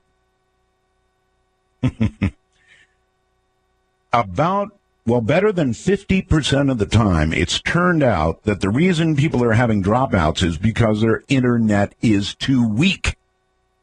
Their Wi-Fi signal is too weak. And so you get dropouts. It's dependent on that Wi-Fi signal, right? Well, if you would like to boost your Wi-Fi signal, I've got it right here. The Super USB Wi-Fi Antenna 3. This thing kicks butt. It's like a little wand with a couple of suction cups on each end, a 15-foot cord. All the electronics, by the way, are in the wand. A 15-foot cord and a USB plug on the end. So all you do is plug this baby into your computer. You've got a 15-foot cord, suction cup it to a window. And when you check, you're going to be seeing Wi-Fi signals that are coming from far, far away. And you're going to go, "Oh, my goodness." And if you're lucky, you can lock onto one of them. Now, if you're a trucker, there isn't anything better in the world. You pull into a truck stop or something, suction cup it to the window, put it to your computer, and you'll be seeing Wi-Fi signals emanating from all over the place, coffee houses and who knows who, houses and businesses, and you're going to be in business for Wi-Fi. And, of course, if you just have a weak Wi-Fi signal, this is going to lock you in. So, what can I tell you? It is $99.95, and it's worth every penny.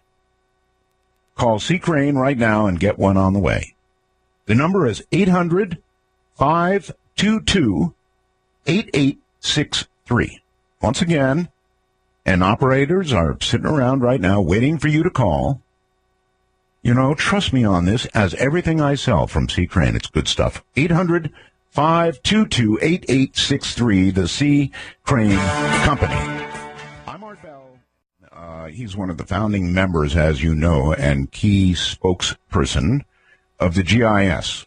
He's been on the forefront of EVP, that's electronic voice phenomena research, ghost photography, and the use of modern technological devices to capture what goes on in the spirit world for 15 years now. He's done this by being on a number of TV shows, documentaries, and lectures. His knowledge, and at times skeptical nature, have also been important in giving real people comfort or the advice they need to delve deeper into what's going on at their homes or businesses.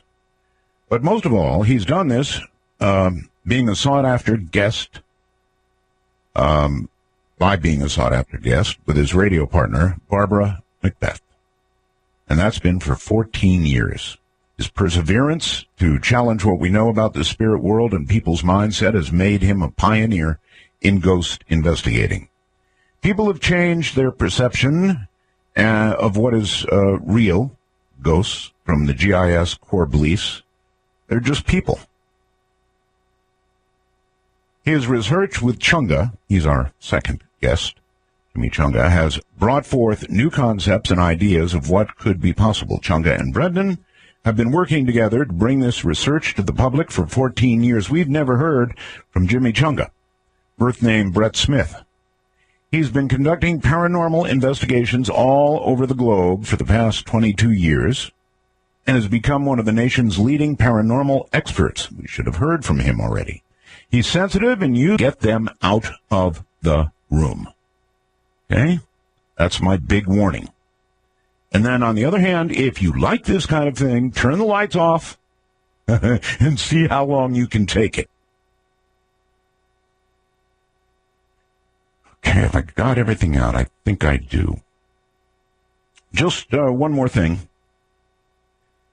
And here's where I said, well, normally I'm just not going to discuss politics because, frankly, to much of it I have become indifferent. But, and this is really a big but, if those bastards, excuse my French, but I mean it, if they're crazy enough to allow closing the government is one thing, but a United States default, which is coming up rapidly, would be entirely a different ballgame. If they're crazy enough to let that happen, I just don't believe they're going to be. Oh, well, let me tell you what the Treasury Department said. Quoting, a default would be unprecedented, has the potential to be catastrophic. Credit markets could freeze, the value of the dollar could plummet, U.S. interest rates could skyrocket, the negative spillovers could reverberate around the world. Now that's the Treasury Department. And I'm here to tell you that, in my opinion, if they're really crazy enough, and they're being tested now, how crazy are they? Crazy enough to let the government be closed, but would they really let us go to default? Listen to me. This is just my opinion. But in my opinion, if we go into default,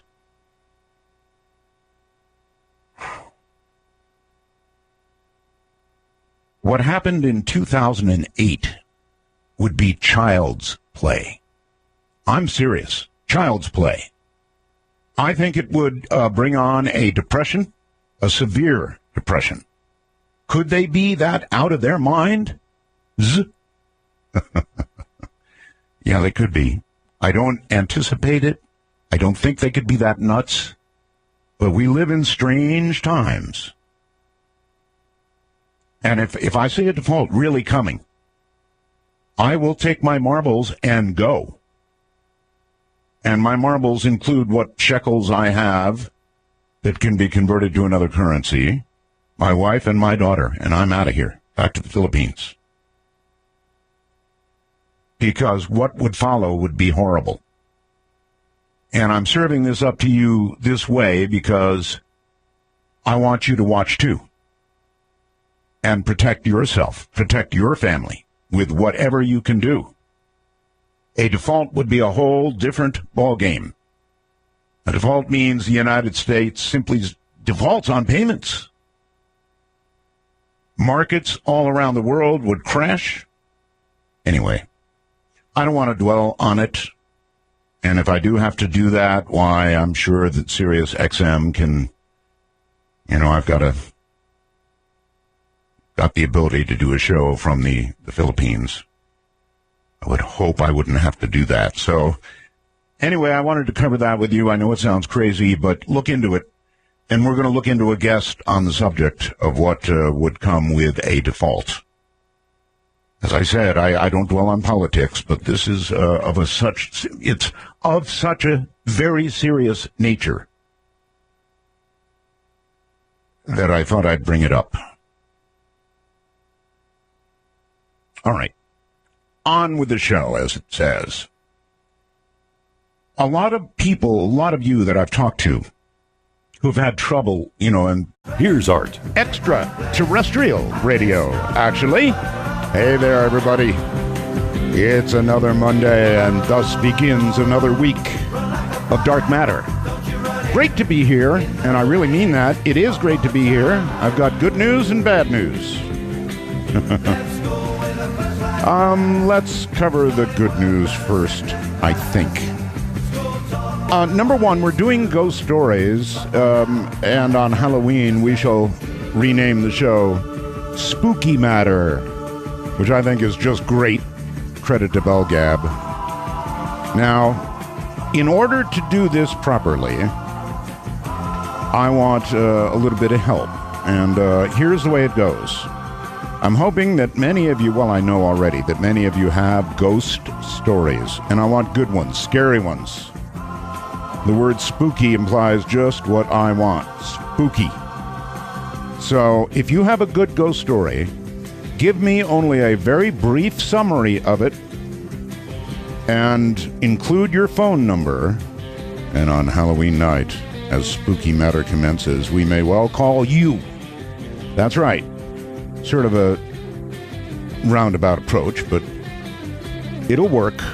So, just give me a paragraph, sort of an outline of your ghost story, okay? And send it to artbell@artbell.com. Couldn't be easier. artbell@artbell.com. Really soliciting ghost stories and people. And remember now, you have to be by your telephone on the appointed evening. Okay? So, because we'll call you. If you have a good ghost story, we're going to call you. I notice that others are copying that. Come right along. Okay, now, with regard to ghost pictures, again, a grand opportunity for you. In fact, we're going to have a contest. I have decided. It begins tonight. And I want ghost pictures. I want the best you've got.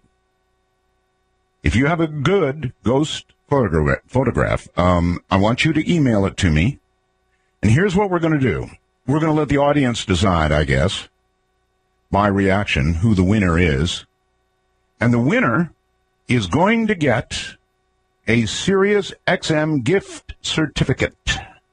Another, and what I'm striving for here is a year of free service.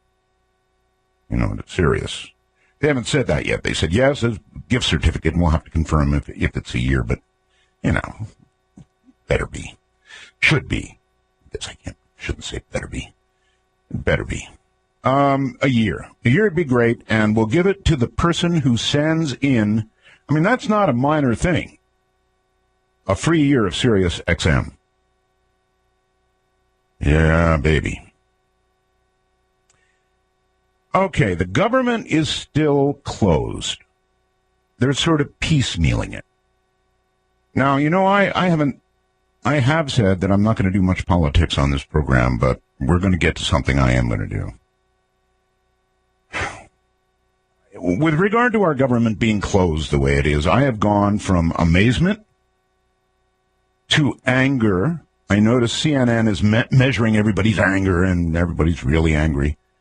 And now, finally, to, for me anyway, indifference. I just don't give a damn anymore. But there is something I do care about, and we'll cover that here in a few minutes.